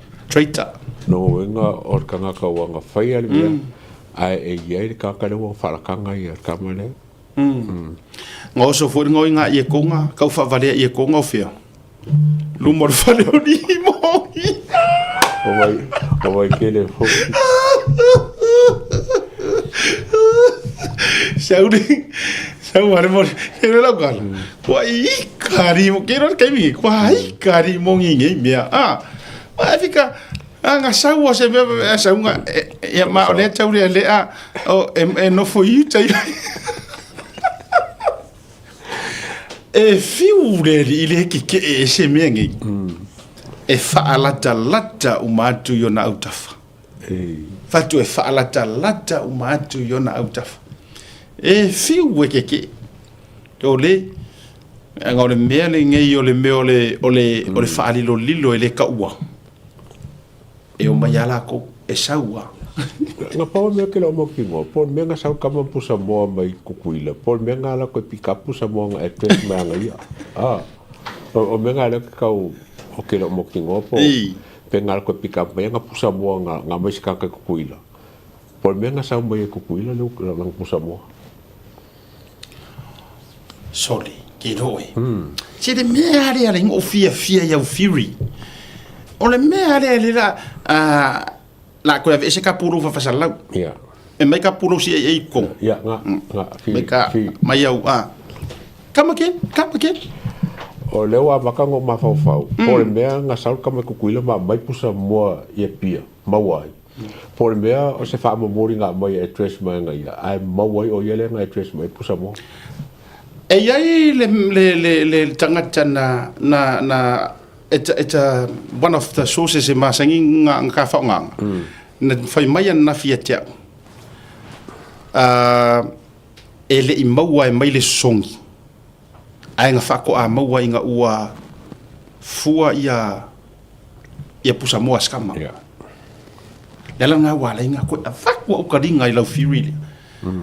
So atata ngofi la tau tu fatasi ma so e le tanga tale ua so mai na video call ya ua na nei malulu tu la le tau lo so fa ke ua korosi sisi o ua ai o malore play le proclame o video tu lo ye fa lua na video call mai le uso lea ma urgent mai ar fia tala no mai le mata upule ai le ala nan de no meli tu ai langa la alu ma tu fon tanga na ma CEO ale PMN fengtai no ia wo mama ya mo sauta penal tato proclami ai wote pole langa le wo to vai atu le la wote meli mai le uso ma fa pe mai asiata o le vaenga tonu wale na le na o fia tala no atu ai ati o yana lela ia awala ke pole ai la o le ta o foi lo suafa se mai al proclami le langa le ita tu proclami ka ya o matulanga fa pena se isu el lele ai o le mana yo vaenga le te sau noina lono winga a faya kafiri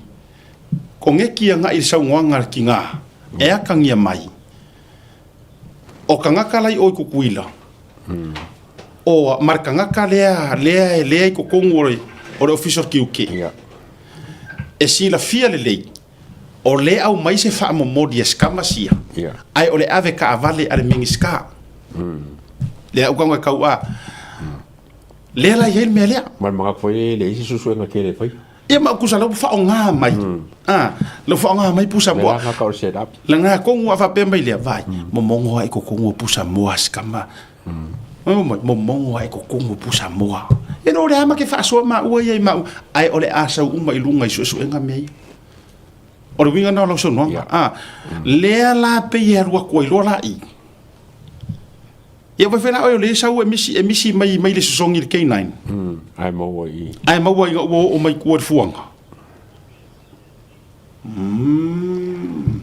ai la se fa mo moringa mai o CEO ya ko kuila pongi meo le oki nga mau le oki le kuila o le firi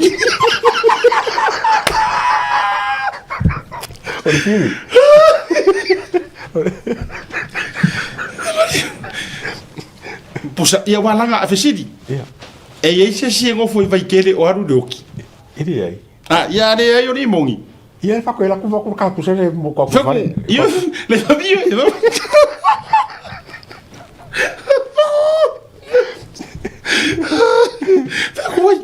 fa ko vai ka nei mo me o theory de ka ka ko vi mo paso mo re ka per fanga ku va ka singa ku va ka singa mai de i va kure ia vai la ia o lai Amerika Samoa le tulo ele fa pio sesi le Amerika Samoa limongi kuina epa o pusa le nga mai o fisidi wale ma wang pusa mo Samoa se a mai fo ngi apatuna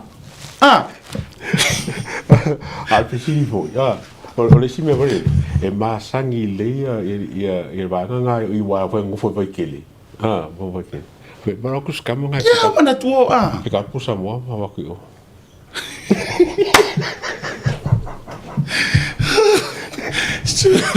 sorry vai Amerika Samoa la yeli mong tulo le makero o firi me la ngalo wa vese ma puro va fasal wa vese dilo puro fasal wa le va vese ya o li mongi dai o ia pusa mo i dungo le o le va K9 ave faisang me ai kan ko nga be lo mi be fa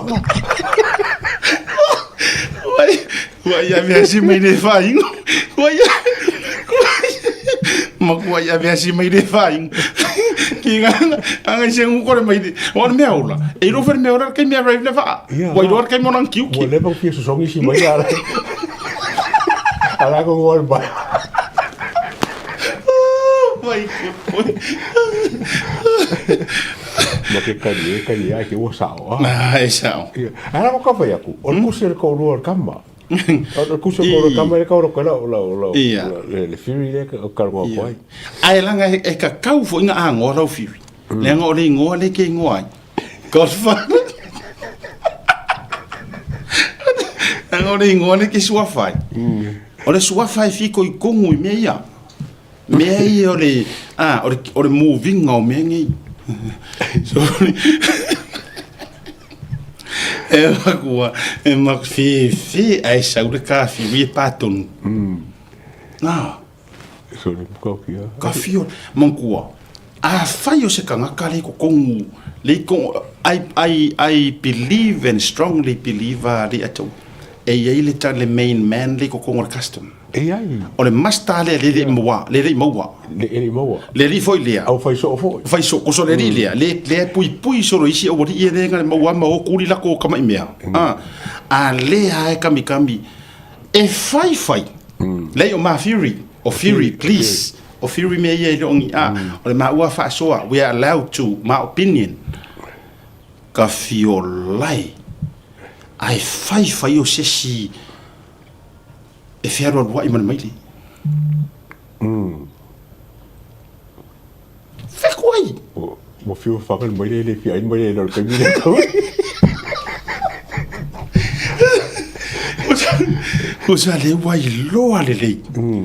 loa le apea o le a mai pusa mua si ava kavale okay yo ya o langa mai pusa mua mo ava kavale ya o pusa mo ngai ya wa wolongo kala hai ango mai ole inta lai lo le e pusa mua si ava kavale ko foi lo ko meanga ko foi ko kongo fa kali ale la kavale min sky le si aki mai na vai la kavale min sky ai asa so foi mo vai per fainga ke ro sera pingon media e ke lea me o kama i ya a media e ongo fa pe foi ava ku au ki ele mingiska e bo foi mo ngai le ma ke no foi ko foi el mingiska ei o ba fo fongo ka yes ba fo fongo ka lo foi mai ma fo si ma foi mingiska ya no fo mai si ili e sa ma singa rupi ele ya la oficina kuisi ara vai ke mi nga siva mai me foi ele o ele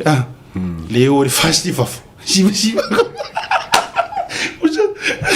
ka vale so ro pe mazinga ro la fa pe mai si o si ke di ngani ya ku ri mo mai me i ore ma ko ya saulo mo si morning moon mulia mangkor ka kombele fa ile ko ilo ngo o se ka kala yo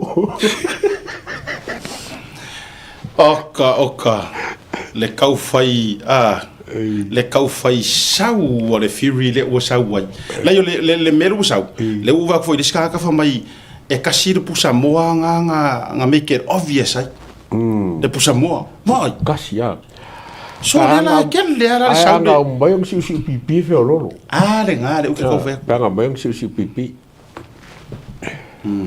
ye pe me fong pusa wahu o manko o me ai a me a mai mama o ngi pusa mo a fai rola a mai mama pusa mo le atua o se furu le ro se furu pusa mo sa ya fa ku ia makwa worth le mai a me ro ka se pusa mo se o me ka ya o nei vai nga ya se i mo wala le si le wo ye ka ka so ka so tai mai e ko fa o pe ko fa o pe le firi ya ko me ka puru fa salat ya ya o ko fe ka io ole me ta pulana le wa ta auto mai le taimi ya ole tele yo sa ide lingo la fa ye ka fiola a o to la loia ma fa maru si au tangruengo leo ya ole fua kamoronga lo le foi la ua sau o pare fea ngai tonu wa ia le fionga ia masanga pare fea ngai kongwa ia marangi foi kaimi ia male mele o tula i mai ia sa ili le lau au va le lo au va fa maoni e mafai ona la to su engi runga mengi e kau wa le kingi makau le karoka ioi ia ole to be continue la kama malo ola riska case le foi ka kilo ole si case le to vai tuai ole to fa tonu ina le famsino o famsino mawolunga ole ava nga ngo ko va kure kan o i mamoli nga ina fai atu pe ai se a o moli ai waluai kanga kai moli ai le moli nga i tasi ole avta vale fatamala ai avatu e moli ai le kinga malanga san su kokosa su toru to san ora ofisini le fa koi ora ka penga ngo yo ko inga ke se swa pengi ala so la le kalmo ye ko ile olio dale na ta fai atu bora ma fau ka penga ngo ko inga ke se swa pia Wale ava koe moria ka mai kiki. Moria marongking ai marongking ai ka ava whakamala. Wa mafua ile le maliu. Ia le lai fa mai mar fa msingo. E fa fe mai nga moria nga kasir ka avali. Kasironga ave. Ai moria ka nga kai ko rua ile ave whakamala. Ia. Ole theory Wai, nga ka avali finge ngo folang kama ya kafa. Ai me fole le kuli ma fa ia ave ka avali ang fongo ai. Ya, o di singa ba nga lolu, mo o di si ba nga. Ola si ka me ki lungo o long kinga ai ka foi ave wala wor ka vale. Ai po fela va men kupu. Ele ka kauleo o nga ave se di poki fa per fam singonga. E lua ka vale kasi. Le na tonwa, le ale na sa no le fionga fam sino. Ele make sense. Le moria on kanga ka se ko lua. Ai kasi le foi uli ka vale nga afia de melea. Se ivanga esa wai. Se ivanga nga ore more pepe kama ia fika su ko sang. Ia ka irope mo finga ko si fa penga e fa finge ko. Ka se ka vale ka ka le ngo fo. O le la fa mai la to fa sa mai. O le la moria kinga. Ya o le la e fa le ko ngam ka ngalo. Ale lo vinga na le neta fa yetu ma fu mo ka ngalo lo nga le ma fem ka upuia. O le fesidi a fa fesidi e fa masingo. E fa penga foi la ma maru lo kero le ku. Ya. O le whaua nere me marisi mea, kakokaronga foi ma sunga foi apur, foi apur. Le mele ar kuskala, e kusi avele le sub-editor, avele le editor, whako a siaki, whako a publishai. Le me le ngare whapenga mea leo, wa karunga e longo, o le mea lava le akoa, le sao lipoki. E le mwhainga whai e mkangaronga leo, se me hore le umanga whaile lipoki leo, abaku se leo e siakia ia bakole la promulmuri pe ave se sui komisinga pe ave komisinga inga abaku ngeme vai ke leo ngeme le ka un kupu a le bo far fam cinco or kasir ka vale el waf ka vale le mai fama ma fa ala fioga fam sino ya fe pule ya me perosa Roma po le ama le ha ko fama kalanga ia au mai ele e kasir ka ka un molia ile ave ta vale fa ta vala ale wa le pe foringa me va ko moria su ko sangs moria markinga longo winga le yakau ore venga nga ver ka vari ya ka go me ile o pico ria ka go era o pico ka Voy a jalar cabre. Comer gamas. Ai. Si ngar kaupo a fayor kape nga yo o cases. So. Ai ku sape fa penga. Por cada cara va ngo fo. Por cada cara va ngo fo ka vale. Oi nga. Sorry. Usai wingale re fa toilet tata. Ua matua se le lalo langi le ua yai. O ka mga kua mai fo ile ate ua tatara noi nei mea. Na ore tatou watu no ua fo ina o yai le tu ai nga siaki or koviki le positive le spuisu e ne kasi. O e mankua. Fa korka koku. Sole e pa mai le koviki sa inga Amerika ke kele solo feoki. Ai o koviki kama sisa mo e se fo me. E koviki le siku ai. Ai la piki le siku. Sole only in Samoa. Le voilà kupule. Fa ko foi le fo. Sole se o ke o fo. O te o foa o le tu ai ngā su enga. Ale ki yo ala kau ai ke se si fafori. Ona so vinga. O tu ale ki yo ale kau dia ke. Va ko ele ako ko va ko ele sa. Wa ele foi fa busingo foi se ungo se o se me kasi ka vale ai wa ka vale. Eroi. Anga kama vina ya ka sa fa ele ruling va ingo ka o fa masingo. O so kama ya nga ro ka ya okay fa pe.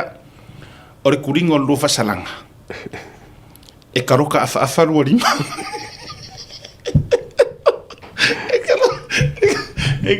le anga o le ke rua vai o le kuringa lo fasaranga ia e rua kausanga ia kausanga loka mo ia karamiri ku e loka ku si kausanga si watau sau ai mare me foi le fa pe mai fa ma ni anga ia isi mangkualenga le usu esu e mai si ai ko ko ofisio le le i masar mi anga fa nga fa ra fa sai fa ko le ro por me le kapenga le fa pe kapenga ngo ke se sai si yo sa e kapenga sa ngia le ka le fa e sa oi wala ke le fa ko fa singo se fa ko le lo pe po ke sa se sa no mai e fa lo fisi o fa nga o nga e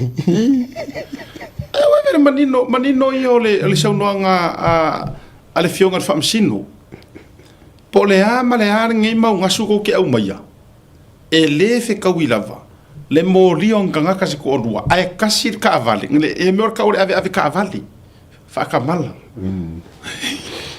suri nga kadu sa oi e mori ai se ka so le kira o fa makala ku mo ko leo ya langa se ko so nga suilo nga ingoa ang kuai o lingo vala au ka malo wa ka la kere le la e vala au ka me ki sa mo ventem ai so ngi fa ku de ile ka va de o nga si ko ye le what's your name and date of birth my name is Ventem le pi ke ile de mo fu la ile o Ventem o America ki kiro ko le ko ma aka me le come on man your real name come on my real name is Ventem like oh nga but Ventem is in America. He's a Hollywood star. That's American Ventem. I'm a Samoan Ventem. Koi ngā mea e lele ia lale sui o no wingo au le mea no le kōrua o rua e verka vale kasi ka oka ai o nau no si tamai titi o lo mafau i kuor ngai mea ai o ngā ngos ka mai kiki whapea ngā ke taking le blame fa ko fo i mai siong kinga se fe merong kinga se fe ko sai pauna o tu inga mea na tau i lo mafau o loto fo ile le fa pea ia mai yau ke am mala o ko ro ave uma ma o amo ia ai va e fisi ma e fisi e vai o fa masingo mo ru ele sa o ngi para fa la kala mari ya kulepa ia ke fo yo sa fa se ki vole a fora interview kulepa rispo ia po ya ia mo fisi ia se ki vole a kulepa kulepa foi la moi o seti a fora venga onga ia bo lau history scam se ki vole le onga wo me cara kulepa que le hago ngā eso le e poko como que kulanga lua le pa ya we ai se wo le fie ku le pa fisi ya si ko le como que el kulanga lua le pa ya we ala ko fe ya o ngala ri ma la kapenganga ya o kapenganga sitting foi ngo fie ele ka kau o nga o fa msingonga ele ka kau o fa msingonga ka nga kapenganga ya le u fa ya o fa msinonga ya le la usa wailo ma tuainga e fra ko ka penga yenga le to ta pena mai le tulanga ko ke ha pena msingo e vai se kam ki kulanga lua fa mer ko ri poki pa ko le lo fa ya ole tulanga foi o la foi la hele moni unga man tuana o tongo tulanga fa msinonga ya ai le mwani unga la fo toi o ke fai akunga o le kere fo le kapenga e afu ai na telefo te mi to tolo o le si vai nga le to wata sita faso o le tulanga ele saunanga atura ele opek down ko malo ku le tulanga fo le o lan tala lena le ai fa mai o la wa ko kongi o la wa tongi le afo ele kapeneta o le lavela ele o au mai ala sanga evidence ya langa o le upulana fa nga to ina o langa fa mer kanga o le me singo fa ngo e kule pa o ia fa le kala ai fa mai fa mang ia kule ka pengeka ku se fa ia kala ba ka pengeka fa mang ia kule kala de ka fatuai o mato e batua leanga o lea ua mai a o na fa manino e le fionga le li pare mia e le aise mea ua pasia fa pena e le aise mea ua faia e le kokongia ma e le ai fo iso na mafau fau e toe totongi ai o lenga va vai akua e le finga ua ka malo e lungo la tu programa foi le mai ua nga fa mai au mai la se fa maungianga o le fasili lo mafau fau o ana fea na mafai ina e faia ia tu ai ngā mea foi lele a pisa kule kua ngai e ki kangola e provide mai ni fa maungianga fatole ole me foi lea Samoa male eto o i tonu a le ma fu ai pea ona va le fonga va ma fe ai ngai Samoa o ma fu anga tonua o toi ina le leiloa e makua leiloa ko sit filemu ele fa pe o tau sur filemu o le winga fa metala ele wala va er sa nganga pa no winga o le ke va fo na o le mele na te mana o ai ia o ngolo ko kanga ka ia kari kongu kanga ka ilang kala o la auler mali to e pepelu o le mele lo ke o foi wa langa o le kongu ai le ko ke pisa ngi fainga fa vai o la o sa ko inga fainga fa vai e ko kongel malo ia mea ase pare mia kuta le usa fainga fa vai ama ko fo fainga fa vai e lo skula fongo o meanga o policies e pule ai le o kai kai e fa ngo su ia o lo fa ngo ke la nga ile ko ngo fo le pipi ila vai ile ka pule ai se foi ku fa fe pe a mai mai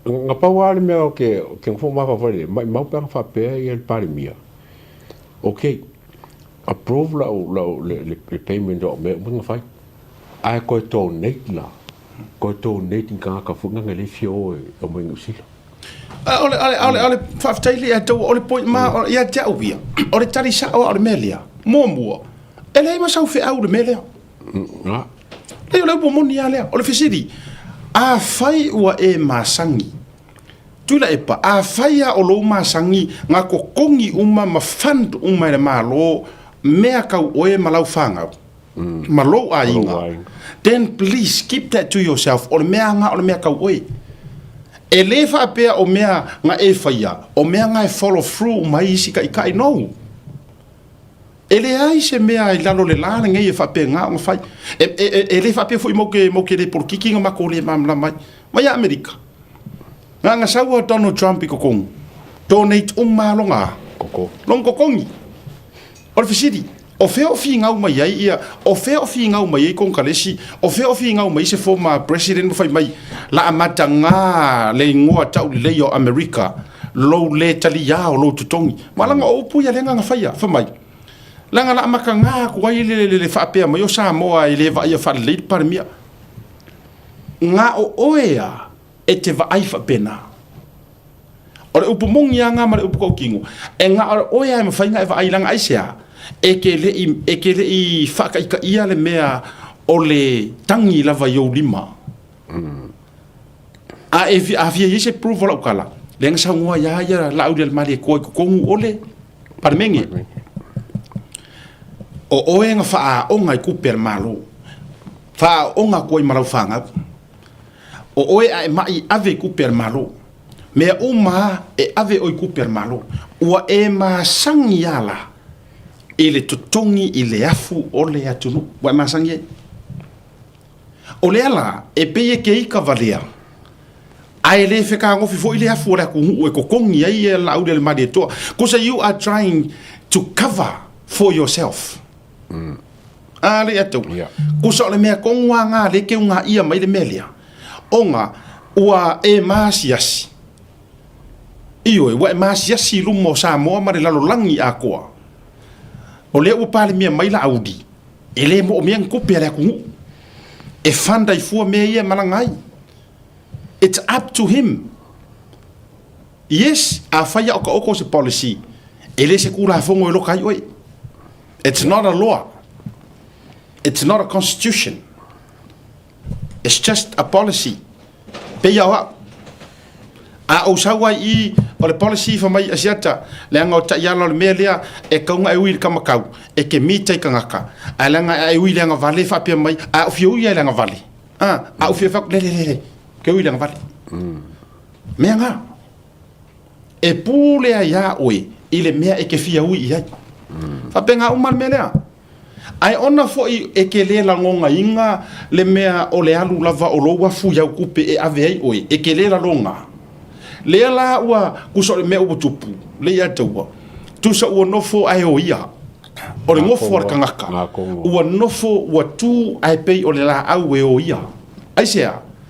Wa foi le u fa kilo e la auli ale mali e koa ile aku ia le tunu. Pawar mele a lainga o le mayor ko fa kukuanga a mayu ke kangoe e poro fa so ai ka mau ainga maka ika ile ku u ke mingi a o se upu a ia ile fa nga mayo ngi ko pele ku u ke aia pro pe fa alu me e fa nga ia o fe maranga inga la ia ku pe ro ainga la ia ku pe donate kangaka a lo fa fo ingi kampangi ile au de mali le ko so what a fanda ngi au fai bisingisi makokongi se milionaire pa se on la del mari ko por par mi feroi who cares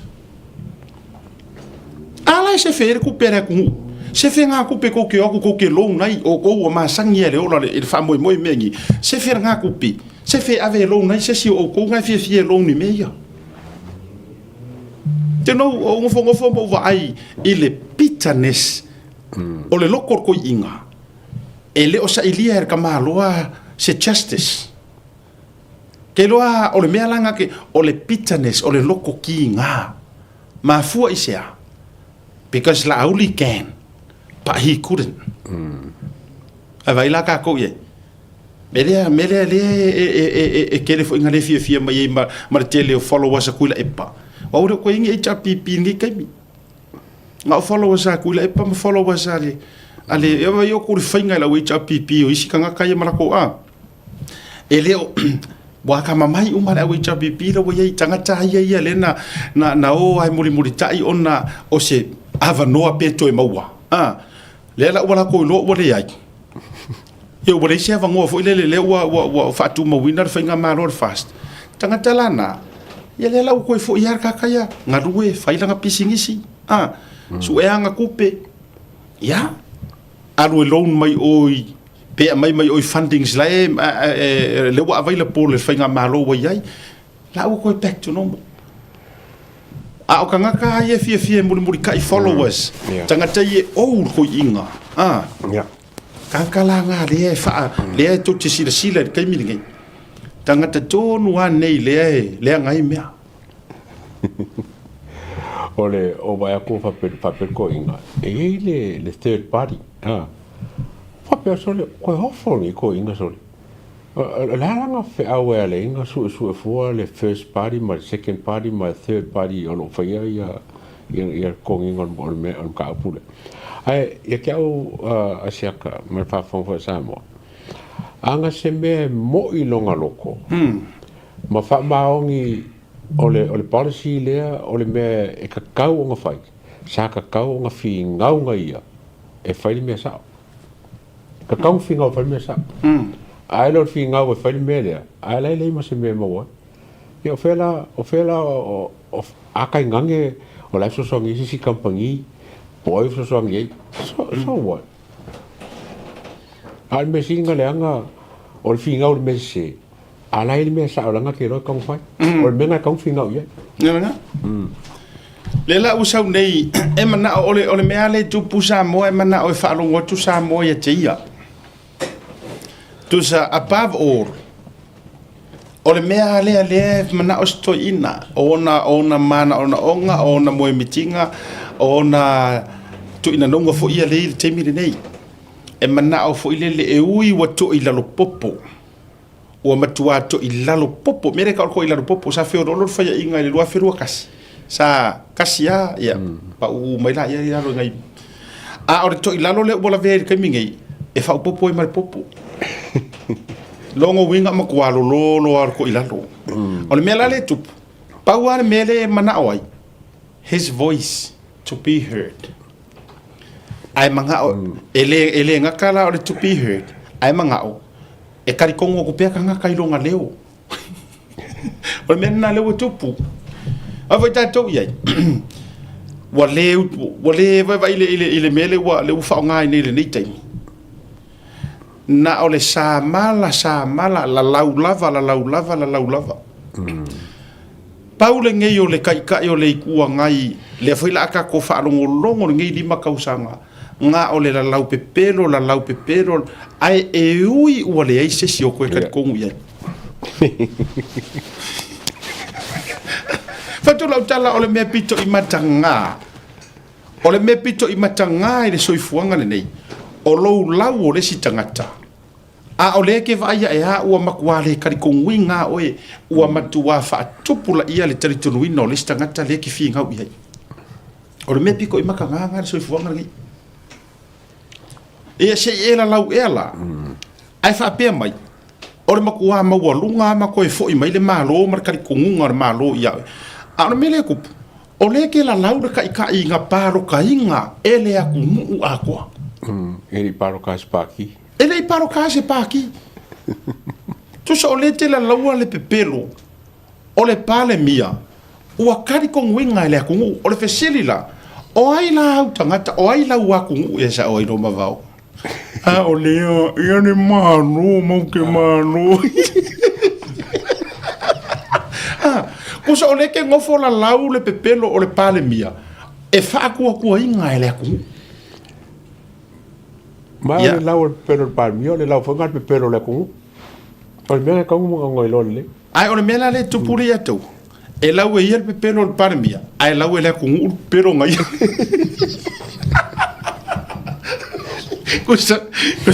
Kusa le ole unga ngar mele iai. E lau la ia le pepero le aku oi ole pale mia. Kulou lau fionga le pale mia. E lau e kula e paro pepero. Ai fa sanga mai no mare aku makuala lau ar pepero le ko nga ka ika.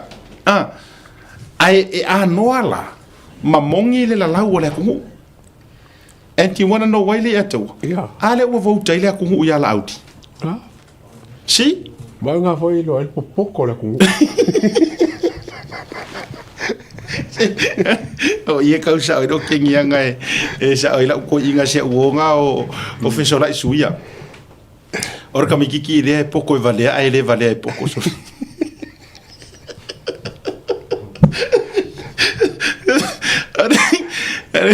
Ora ka mikiki. Okay, ngi kamaro professor la suia. Sai Serga me kira mo ko vale ai pocoso. Ale poco e vale.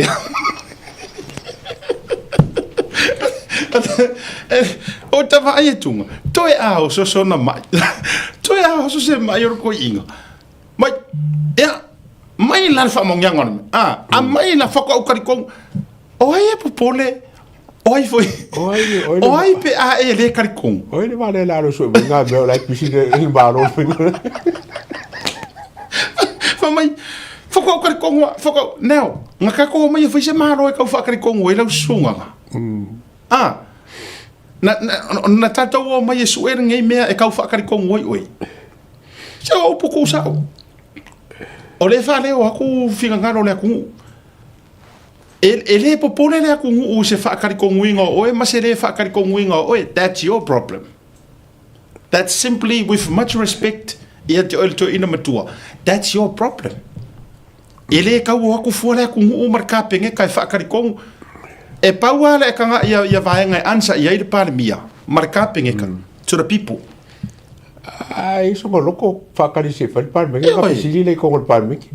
Fa le fa vale kong pale menge. Io o le me la ka mo fa ia ka penge kai kari ku ya o so ia ka ke muso fa ya ku nga o le me la tali to ele o ku ka penge kai kari ya o kari mai malo ile ku lenga ole ku e ke le I votinga se ka penge ka e ke le I votinga se pale mia e ke le I filia mangi kofi o le ala me la manga o I fu fa ko a e kari kongu ha inga ua provide ku me ele se popole pe ele kari kongu Ele ai masese e popole ile nga mea. Yes. It's at least on popole o kangaka e se kau whaakar konguinga because wera e vaku proof pelengi proof e kere kar kongua. E sa ona... E te le tai e talia ina ma e tali tonu lauli al mahali e toa. Ai sea leanga e ke le i karia inga lou to ilalo. The time e ke karia inga i lou ko ilalo is the time e ke karia inga i foi ma e kari konguinga ia lauli al mahali e koa. So, whose problem is this? It's your problem. And your problem alone. Mai. Kuso me foi lele. Aku sesiku, o lela akango fua e au mai longa enemy to become other people's enemy. Mga kolmisu maka kai ya enemy baba. Pero kala le fa ye. Ele fa pe o lau enemy o whakakainga. Ele enemy o yali ato. Nga expect mai fua le o enemy fua ha ure ato. No. Pe nga fua vice versa. A whaia la o oe ia o loa enemy o la aule le male koa. That's your problem e ke wha mawa lalo i luma o le kua. E le ma whai la nga kau aku fua ar ka pengeka. E kau wha malie so finga ngalo. Ai o le kala fo i le e watu li teimire nei li ato. Ai a whai fo i e taulu. Ai e iai sesi o reiko kongu le fi tingar ko inga i mea ia. La ka ko ba fo e tatou e kilo o ka pokarame. Ka ki kilo uma mai i ku uma. Sa o i pili. Ele o vai piko kasi o le vai piko fa. E na ia le la uma na avel tu ala sa o ia le tala sa o i le fa fika u ko lepa. Al kala sa o la iska. Ai langa iai fa kala nga o mai ko inga. O lea no fa longo vai. O fisiri. E iai se si ese mai ka penge ka sa fa i ko kongu i taimi o fono ka peneta. E iai. Yeah. Yes. Tako wo i mesa. O le fa soa le avaku. Learn to accept le meka o le fa soa and to understand. Langa o le mele kup. A avaku le fa soa mar kuala lo. E fa mai o avaku fe kionga le ai. Le ai. Le na fo ua masangi o ko masangi ai mo mongo ma meo mea nganga. Le la ua ula i tau te ia e fai meo ka u fa soa ma avaku i o ko luma. So masangi, get familiarized with it. You know, get used to it. I want to nga ya o to me ya. Ai fai ma me maki ai o ko nga wenga o le winga o la utala. Le ala o mga avisa o makala ya kulepa. Ka ola e se isiaki de si vai ngor kala o sa ngwa ko inga. Po fele fa ngor. Po fele liki ai. O ai la le liki ai me ai o pe a fa pea. Nga kala ngo inga ngi me fa pena. E iei se sau whai ko kongu o le fongo ar ka peneta. E ese mai ele se mingiska. E iei. E kasi ar kanga kai sau whai e kongu ar whailau kusi ale. Ar parmia. E le sau whai ngi mingiska lango ko kongu ska pengeka. Mai vai ka kou. This is how powerful or ko finga le ar whailau kusi o le parmia. Le ngo wha kuanga le la. Or kanga kale ka kau pe e lore faku or parmia. So se aku. Eyo. Or kanga kale. A faila. A faila le wingor fam talanga le tfai tu. E yai se fa mo. O fa kala. Ma ya. A faila yai se kau mo yo fa kala ia kula epa. O se kala nga avaku sesi. Ai musul ko inga e whairoa. Kako kiro nari se ko muanga o ai la e sao whai i. E le se mingi scar fast. E mo kwale loa ko inga pui anga sauces. Wa papela le like papela. Wa lang maro ka karonga le mele. Mo kwa foringa vai mo kwa mo ki ngola ve kule per sa on mele ka ngo ye. Longo winga kwa fa mo inga la langa sauce. A langa fa mo inga la le. O le la ka ki ngai po langa sauce. Ya. E la o fa tu lo winga na la tala. Ya el tu lo foi lo fionga felo tu si dang o le mate fa soa. Ya. Lenga o e ka ke kilo uma pe po hai le liki mai ai. Ele uma I felo kusir ma fa soa. Ya tiro lea. o ai le fai lau tusi e tu lo ta ua le fionga a o le ma ua fa so e al nei tama sile administration a kula epa fai lau kusi e kula epa mo kausanga e kele fa awau mai afia me na o mi matafa le utoi fa awau mai le sunga lau le malito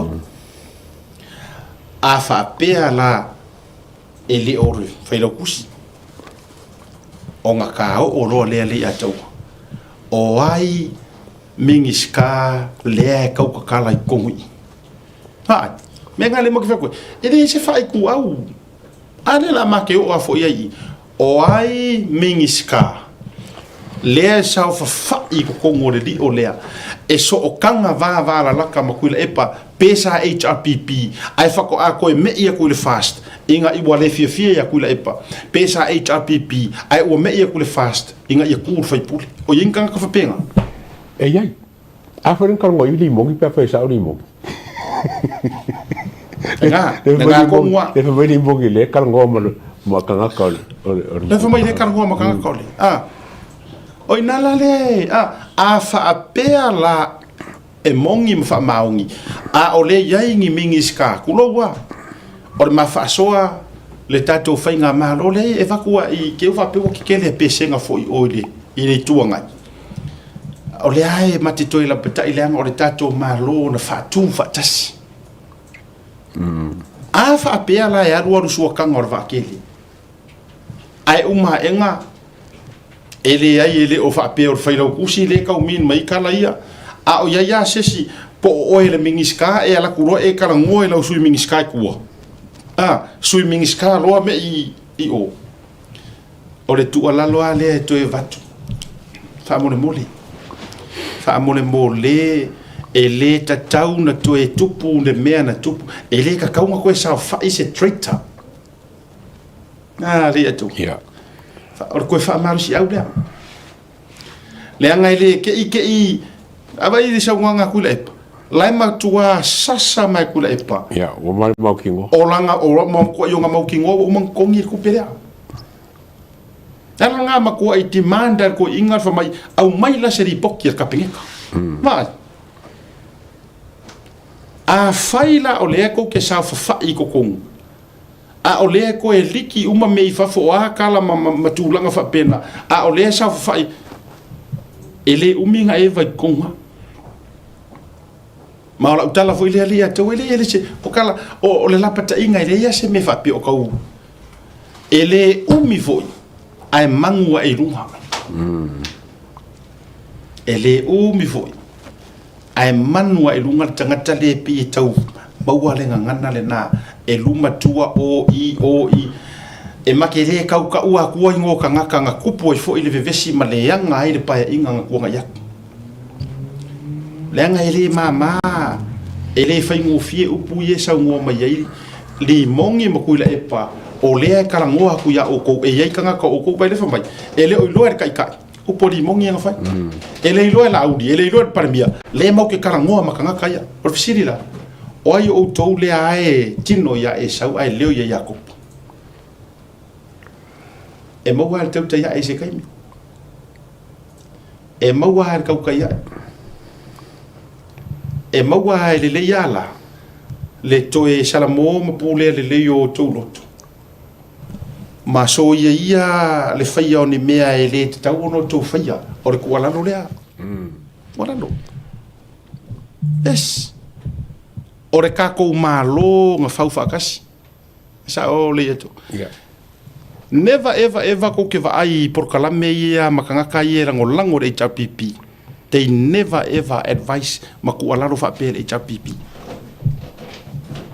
Or kako por kalame tau te ia ele ai ele fa avo ele mate fa yatu mate tutu ile ami o tonu le atua maki ku le fainga malo e lau ke faia le ami o kongo le kua sai dinga o meia ai make le lango inga o ke le ku ise fai pule po se mingiska e uma ai fa maungia o lo faia le corruption no way ho se yo ke ku pe a fa maungia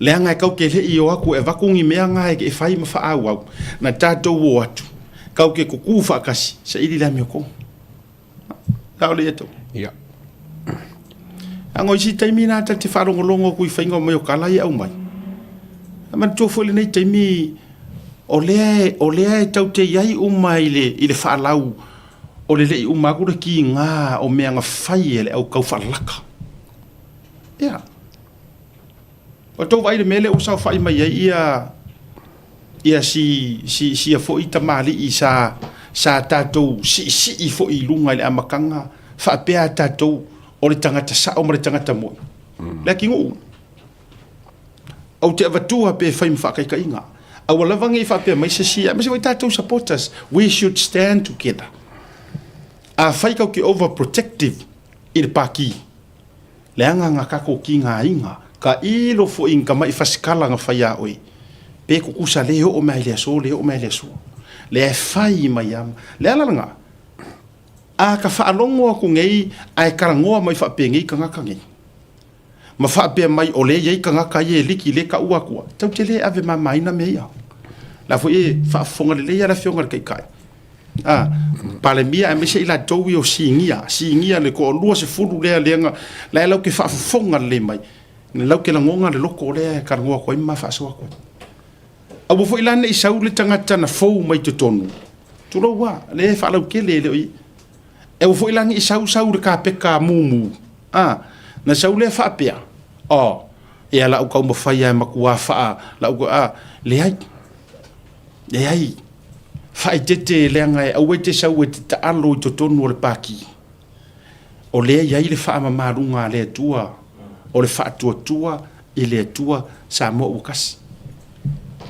e whiololonga i ko inga ye ma le au vaenga i ngau ese aku ngei e whiololo anau ese atu to e tau mawhai e ui ana whaasori tū la fono la tō sapu le ngā wha umai ngei le ngā wha umai ngei e ui anga whaasori kū la fono ia ai e whiololo o lea ua pa paroka pa leanga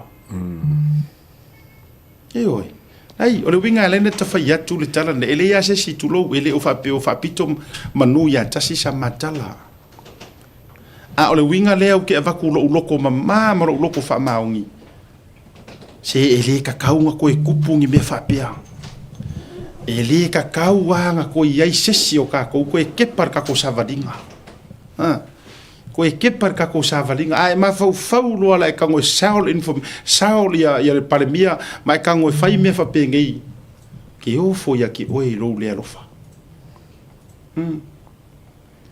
ia ole vahenga lana le ato ia closing remarks wa lo kakavanga me umala yes ai a fa pefo le si ko e fai ai pepelo limongi pepelo kulepa o le mkwale ma fofola vole fekolu le fa nga o sui o paki e fa ka ngu o la mangonga ia ma mai mang fam kalanga e ma salomia e fa lo kusel palmia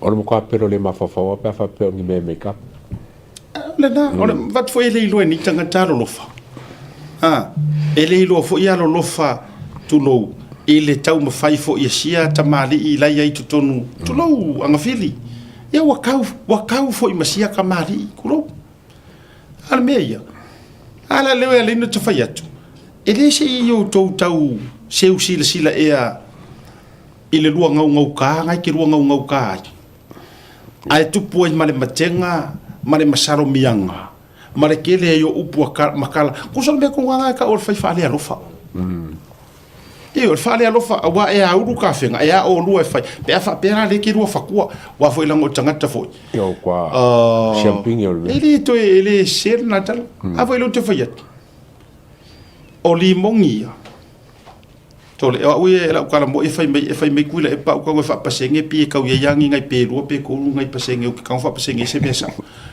o limong e matua negative negative 0.000 le ai ma se me sa kuso kule pe ma war kol pasenge sa e mo wa okay ave kangwa ave pasenge ko inga ele kir fo ali mongi o mo kwale ai o pasenge ai ma ai ma se meu te teritonuina i le toinga tangata uia langa a ka ngofila e fa pasenge ka fa soa e fu e mesere isu lea o sale ma walunga pasenge o le ka konguinga o se upu kasi nga yeise se o le fast nga diki mai me io pe nga diki mai foi foi kusi usala o le ma walunga pasenge nga ia fa ko asa wo lo le la ia isi pasenge e o ngokupu e o no tupu ai o le tūlanga le nā ioi o le tua lalo a fo ele manga ia ele fa malama le fo i loto le ia tau o tatou o tangata e lango ina le pa ile malo malango le fast ele ngata supporters loyal supporters ai ngata fo e malama le kokas ile wingo le tafa soa ele se me okupu si la fia ele tua le ai se me o tupu la so longa le me ai a fai o tau tupu ani me fa pe if o ia se possibility o se si wai risque funga le pe avea fo ile le wo fe kawi lunch fe kawi ko se me mao ko se kara wai me fa penga ia le mo e ke ro ai fe la mara kala le fi fa wa si wo fiuro a fai o tau ia se me fa pena please mai le tala ta vita na fai le au na saulo ena ua mau atu e Davita moe mai saulo la kwa ka vika sele el pikorof nikia ia ai mango o leva ngai no ka vika la so e ngai e saulo fasioki ai la kwa ka vika la moe sele mai alu ka maro ku ai fa mai la de ku por me ngai fa merkala la o nga saulo Dave pingi ro le pingi o lo va ngolea le vanga su e fasioki ya oi makili oi ka ora pingi ngai moi e fa merkaria ka vika e zero fia ia mamau mai le upule mai aua ia mamau ma oi ona e faia se me fa pea e mamau ma onga faia se me fa pea i le o fa winga e yuva vai e se le ma ngia o le loko nga fai ka vi kale me o ku ala lo foi langa a fai la kau kango kau sungro mingiska o ye va ngai kai mi ke kawa e ke e wo ro e va fanga fa fo se e va fa e chapi e era kai mi awa mama ia mama wa ma o era ngame to ma fau ma natu le tatou sa valinga ma fau le upuia ma fau le karikonguinga nga mai nga vaku ya uko fa mai ko ke laiki ma fau upunga se o pole ko mofie ali ato o pole to mofie avo le tu fayatu ele to mofie ma fau ile upu fa mai ko ke valea ko ke laiki ko ke le lua ran se malo ele ngi ko fa ilonga mai se ele yes o upu ia o kawai ioi ai ai nga tiklea mai ai sai nga le tiklea mai ko leo le lunga ma peleskenyo amerika ia a upu ma losia lo faiva ioi ala wingala na ala ina na tu maluma ia umai ele lopo ferme ko ia tau fainga mai e fa si fole atu ai se vai nga fa si foi le tala le ta fa so o te toi fia le mele pisa mai ai le fa mai o e ko wa i mai o fafo le e te mana asi ta toi fa si foi na minute o le upu ale le fu ala langa le fu ye na no wa fer por kalambe le langa la faia o le la wa tateli ina ua whaalongolongo atu ala whaapea mai. Ia, o whafoa. O whafo? Ia, mai, o whafoa o tau hale lei whafo lea le whatupua mai nei. A o lewa mai sa mo lea la. O lotu vai atu, o sau se laiva le whiongan paramia. Se i toi sia ki whonga a whamole mole po o ia.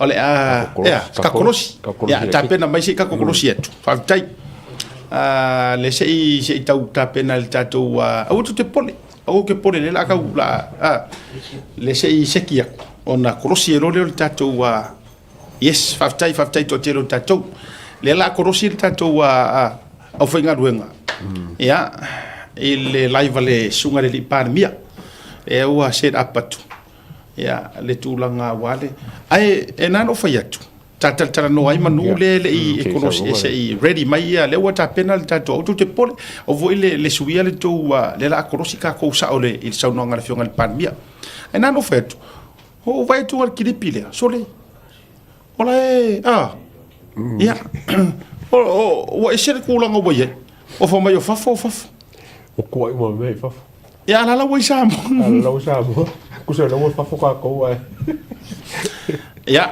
fa pero na wa sa no le sunga le palmia ya na kolosi mai la ya le tatu le tatu live ya ina ya pe fa pe na wa au mai lunga le ya ai e fa malulu ya uto lei au ku ke fa merkala fa fi foi lei kaure pua masei awar kau fuar pua malafo ai kau ma sei fa mormole kau ma sei le ai ele o ya a misa po wa o sekia ya sei ko kiki ona tato wa seki mai lo ya misa ma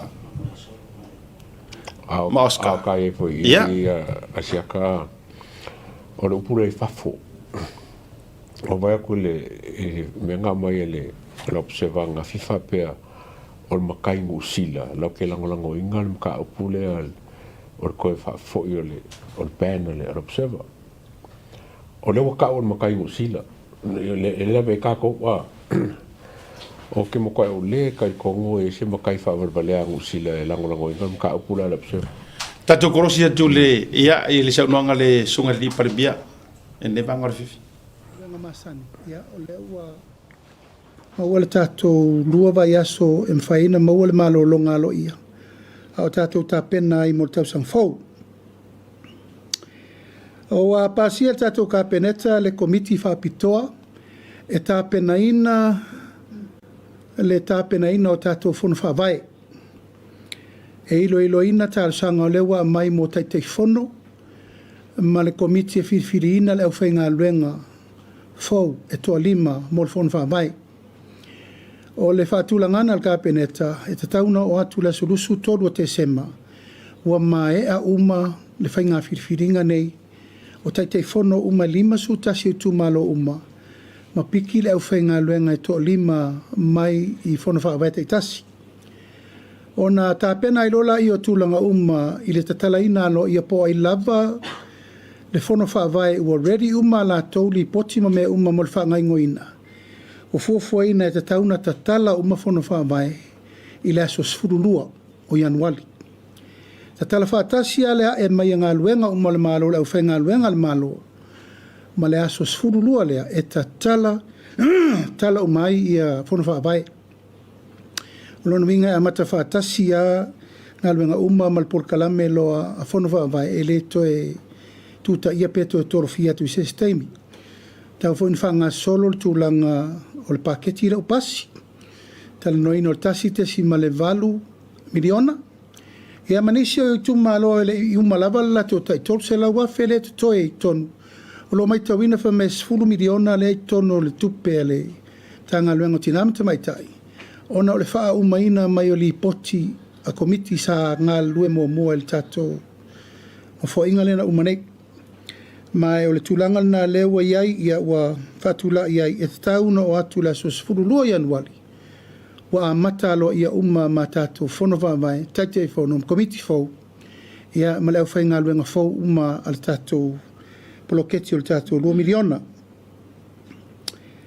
tato fo lau fasaina eleto e nama selaina o lewa ia ao nei o mtanga luenga leo tulanga o le mauaina o nisi fo isa lato o mai whaanana ina ia tulanga o fo lau fasaina i tonu le tunu o le na maua me le vaa lea na awina mai le motu sai Mai o lewa i ao nei o li leo ma whaasolo i eisu su engal mtaupu.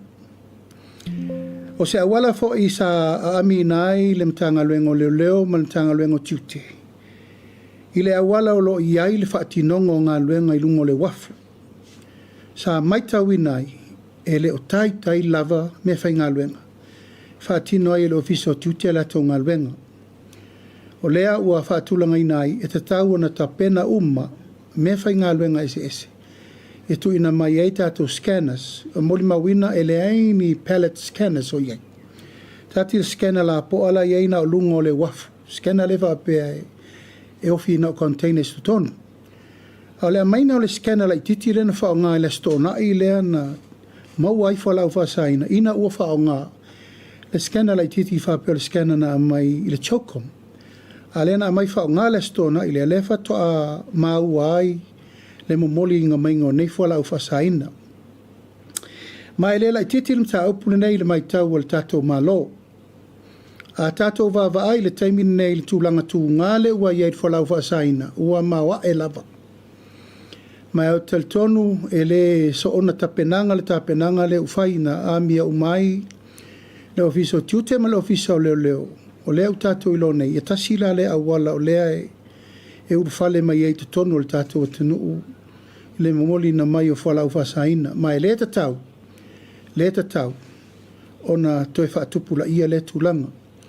O le whaua maua i la tau tonu lava o lea ngai mai ei tūlanga ia. Mai se temi muli ona whaalau iloa umalea e le tauntoe na tia sesi. Aisea, o la tau nei o lewa a ngai i ersu suenga. Wa leva na whailim ta upune o le mai o shipment whapenei. O le mai tawina, o le o loa afia, o ngā lipotia mai e tea o le ono ai pe fitu leo shipment whapewa mai. O nona winga, e le tau, on tatu tue whatamala mele nei. Ma wau mawhoina ua vea la ua popo inga au tū, inam tanga luengo tiute o a mea le taute mana o mia. Whaatino le ua unanga, longo me le tatou malo. Wau mawhoina talasanga ina ma watalia i le vai aso te nei le talasanga i le malo New Zealand, e lua maili, K9 e lua. La fa ua pasi. E mai e soani i le mtanga luenga o tiute. Wa ho mai foi le whaupunga i atea, e o ai tato masini scan lai whaleolo. E le mawhai o na scan nai whalau whasaina. O nono winga, o lewa na tatau na ta pena wha ata nei, e mauail tūlanga lea. Ma e le tatau e le tua, wa umano whato nua mtanga luenga o tiute, o e ta pena uma mai. Whamoe mga i a tofu a tatou airports, ia matulanga o whaata nei whapenei, e le tatau. Ona tātou tue whatamala li tūlanga lea. Mai e watu ai foi le lapata inga a whaafofonga mai i la tō umma o lo whai al mere nei. E le tue tau mua alo le tātou malo. Le uma matua tātou wa ngā i lava su ele po ngati o mene nei. Mai le tatau ona tātou tue whatamala. O le tātou lea lo lofa lea i le atunuu mo le lumanai. O mai tauina li poti o nisio li poti wa o mai o luma, ua so solo le mata upu ia onga. O i te stupi tonu o lapsa onga, ua wha solo ia i meia. Mai ia onga tūlanga lua e amata mai lava i tile i tua ana, wha solo mai le fauto si whirwhare vai maunga lena pisa nei, ua alu wha solo atoa le mata upu nei le atunu, mai le tauna, so le tau mua alo ele tātou whainga malo i le mata upu nei. O le nganga e te tau lava na lapata ia o le tālasanga le pule mamalu ali inwhai pule. Mai o te talitonu e iai le taimi e whaao i nai le tālasanga alo ia.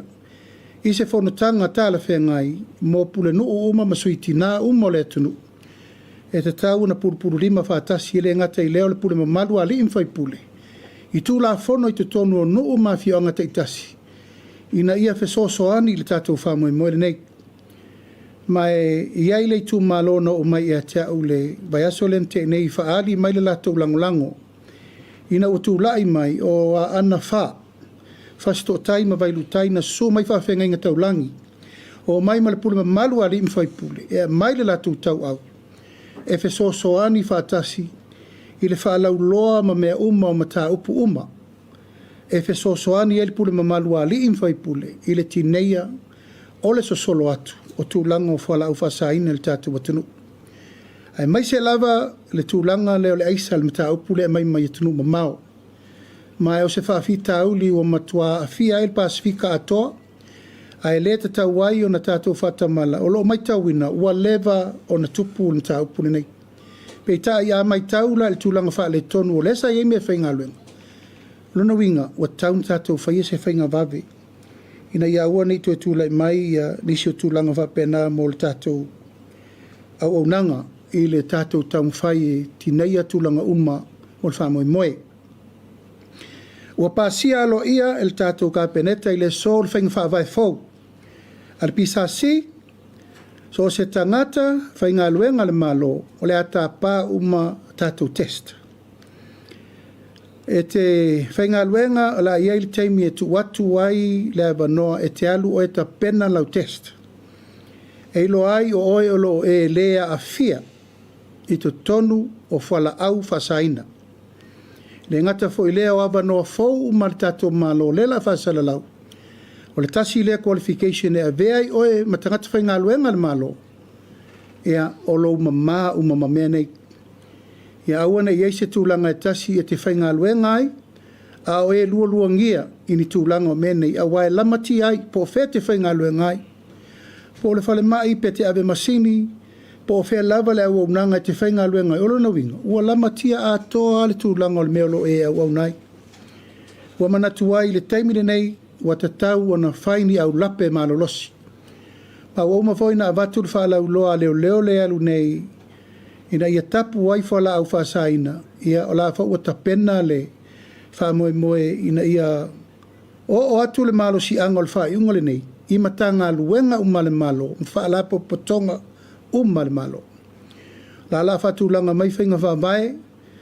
I aso uma ma matanga o teimi uma ma tausanga te itasi e te tau. Ona e savali i to tonu o le whaiwhainga luenga. Ua iai le testi lo lima ina ia uane ia whaina le whatinongo ngā luenga le tātou malo. Tasi lava le manatu au tū o le puipuinga. Puipuinga mo le malo i le whatinongo ngā luenga. Puipuinga mo oe malo siusio manga. Ai maise le atunu a toa ilo na afianga. E le whai atu e te le afianga mo tātou uma. Ai mai se le tūlanga i alo ma whanau. I la tau lo tango fia le tūlanga lea ia. Le wa watu la patainga. Ma la fai whafonga mai la tau e le tau tau mua alo le tātou whainga malo ia i la tau. Wa whai ngā pisinisi nei. E mai whaanga ngā mei whafo. Ono mai lo la ia. Vai tanga pepa ma tufa i tamaiti. Tufa i tangata o le atunu. O le fai moli mawina e loka mai nisi tel whamasino. Ono tau si sila leina. O le fefe tangata. Ono no winga watu utala loa. Aisea, o loo fai lava mai eitu langa e whaasawina. Le fai moli mawina e le ngā tia. Ia, ia inisi o loo iai whaupunga whapea. O loo aafia whaatasi maari mamalu o le malo. A le whaua mai tawina, ua iai nisi na afia mta upul nei, uwha ma vai ese ma mta ngalwenga, a leo leo.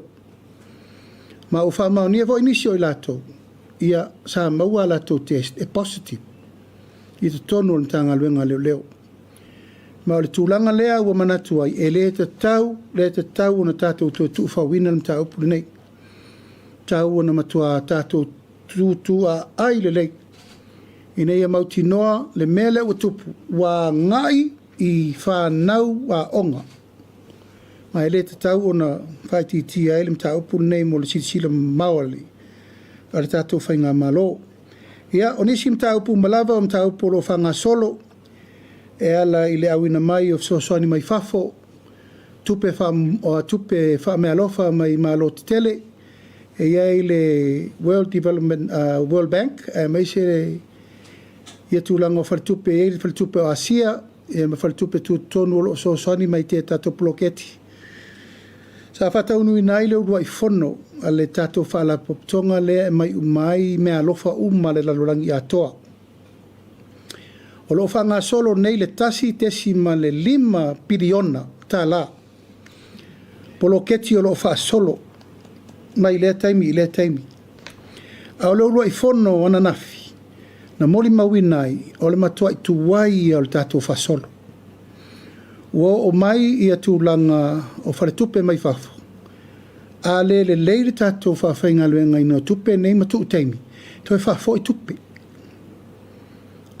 tupe nei mai te tau na ave le popo inga lautele na nafi tau na matua I whatu la I le leire tatou whainga whawai ia muri tai tupe nei no mai le savali le World Bank mo mai e te au le ripoti fai a se tuai o le whanga solongo o tatou poloketi o le noinga e tau na mata I tū le lei matanga aluenga ta itasi lo tui nā tuai le poloketi ese nei ina ia whao ngā ma ia televave ma on time me uma mo le wha solonga ma lo iai fo inisio tūlanga e le mwhain tatou wo I pēr me lea o le ta atitia tupe a tuai le tatou whanga ioi ma fua tūlanga ia ono le tūlanga te tauna whaata atitia nisi au lape fau to tono mtanga luenga po o lava le taimi po o lava le awhainga luenga po le almele ma fua le toa lia o mtaupu e laua tape nai le fontanga al kapeneta I le masin fau la fa solo el tato CDC ma fata tia lo por kalame fau mo le committee o me alofa mai de la rolang ina yeso solo le lei fata tia nga mai le fontanga ma le fa iunga ia matu watu lo mtanga luenga lo mana mia le soani mo le tato watano o le muli o lo fanga solo ta penanga o le tato power Peno tau silfia o le mele tate alu le taimine nei o le tatou te alu I le temporary taimine nei ua na o se ngā luenga mo le taimine nei a ua umana whata atia le au lape ale mta ngā luenga o mai le purisili o le APC malongo ina mai e whato a toa le leil tatou pawa I le loa tausanga lua whiru fitu rufuru watu e toi a mai umai le whaafonga o afi mo lia na whaalenga ina I utai fianga. E whaia si maini o le mea lea. Ono le tātou te alu ne le tūlanga lau tele o afi haia uma le tātou te ieuta. Mai le la ititi le lua se lau mon tupu wafe le masina le lisi. O afi e lima le vla tu e whaapopo mai maisi afi e tua iai le tūlanga o le pisi ma le tele o le paua maamia le taimur kirisimasi ma le tausanga fau. E ama tātou whaasolo solo tuai I le tausanga fau se ia ulia lufur fitu lufur walu. Ia whatoa toe tātou toe fo ia le tūlanga malo si anga sa iai. Ono le whaale tonu o tātou wafi la popo ai sa iai. O le poloketi nei, sa whaatulanga ina, e te tau o na toe tangi mai se mea, e to tonu o le tonu sulima tausanga. A walongo ina o el pursili, o lele ia tose luas fu tausanga o le poloketi. Aina ala na mafua o na whaale tonu. Ia ono tūlanga le leai o se services ma se maintenance na whai. Ia o lo ofetu na I whea po ferme tupu mai enu ta upuri nei. Po le leai o se tupe, po le le whaatino o ngā luenga, po le ale mafuanga na reina le whaatinoa, a leo sau ne le tali o le mele o whai, ua te le le afianga mo tātou. La turi apu mo mo le tūlanga I fo ia il whaafita au, on tātou toe fo I mai le itua. Sa iri po aire mafuanga o le tau puri nei, langa I re te tau na tu talaloa ina mea nei, somebody has to be responsible. E reni tamai tupe I u tātou walu iai, I le lisi mo le taimiri nei for a temporary power le tātou te alwai. A lea ua toe wha a fau wafi sa te tau na ulia le tolus furu lima tau sanga. A lele a toa se rusu tau sanga ua taun le project. Lona winga e iai lape sa mafuai o na le tau nuu. I le tau nuunga ia fufuanga nei. Mana tu whewha ilo atu mo le sirifia le tātou atanu. Langa le whaua amatan tātou wo le mele ua amatan tu e peper power. Ia ai langa le ua sauno mai ia le EPC o le ata pena mai fo isi afi fau e lima. E whao popo I lungo tātou mele ia le teimine nei. Service atuai le load o le kirisimasi mal tau sang fau. Ia mtatou tā pena atuai le E le wa felu su fitu du su valu fato ato e atoa umai nale. Tato capacity atoa tato power e ola umai le tunu atoa. Ia, pena o nei ni mta upu nale, pa ia male malu maulunga o le tato autostala, mana tua i wha laulo atu, a e talatu lewa nore nei. E fo e wha ngā solo le tato teimi langa le fatoa umai le whanor kapeneta, mana ngang wha alo.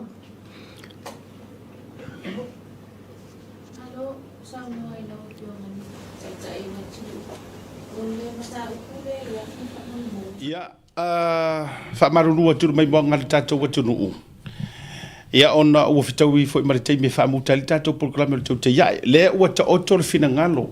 I think o le press conference lea, lea sa tu e whaia suforei le teitasi. Ai ona o le toi nama le laina o le malanga ia le fionga le pale mia malana au malanga mo le vala audia i le weekend i Amerika Samoa. O te lo le leu whate ai nei le whailua inga lea mara au tustala. Le ua aru whaafuase ia i le asole nei. So whaamarunua tula. E whauma le tātou porkalame ono le tātou teimi. Ia le ala tāle fitu.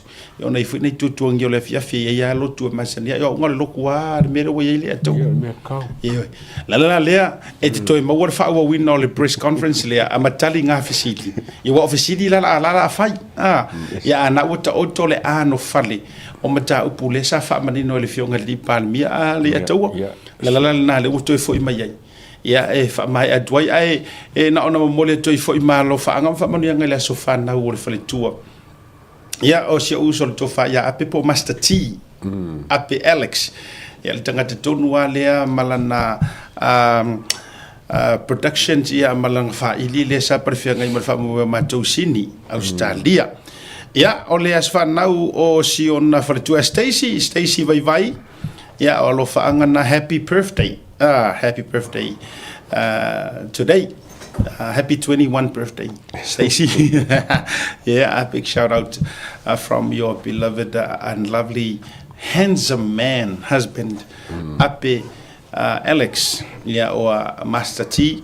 Yeah, me se foi o lau whanau, yeah, your kids, Remix and Annabelle. Yeah, and especially from us here, Dr. Yai. Happy birthday. Yeah, happy birthday. Yeah, ua whamai alea tau e si vai ngai te fia sau ai. Ngai, kau ka po inga mo po le ka. Ioi. O ko mo pa switch fo le government page. Government page. A ko mo pa share me ni so ka ko. Me i roi lunga government page le te mini. Ia e te whaaua wailau mai moanga. Ia e tato whira i la so teo. Ma si orso whaikala. I le kako pusa moarenga mawemi kukung. Le ua maua mai nisi o vahenga o le tato story. Ai o le a whaaua watili. Mo o tau sa mo i la so teo. Ia tato tala sui fua langa leo le tua te tato tu sui fua. A siata blei a taua. Ai mesera wadi ia la fio. Kiri fio il fari. Ma fatu bali te sui fua. Ma ia manuia.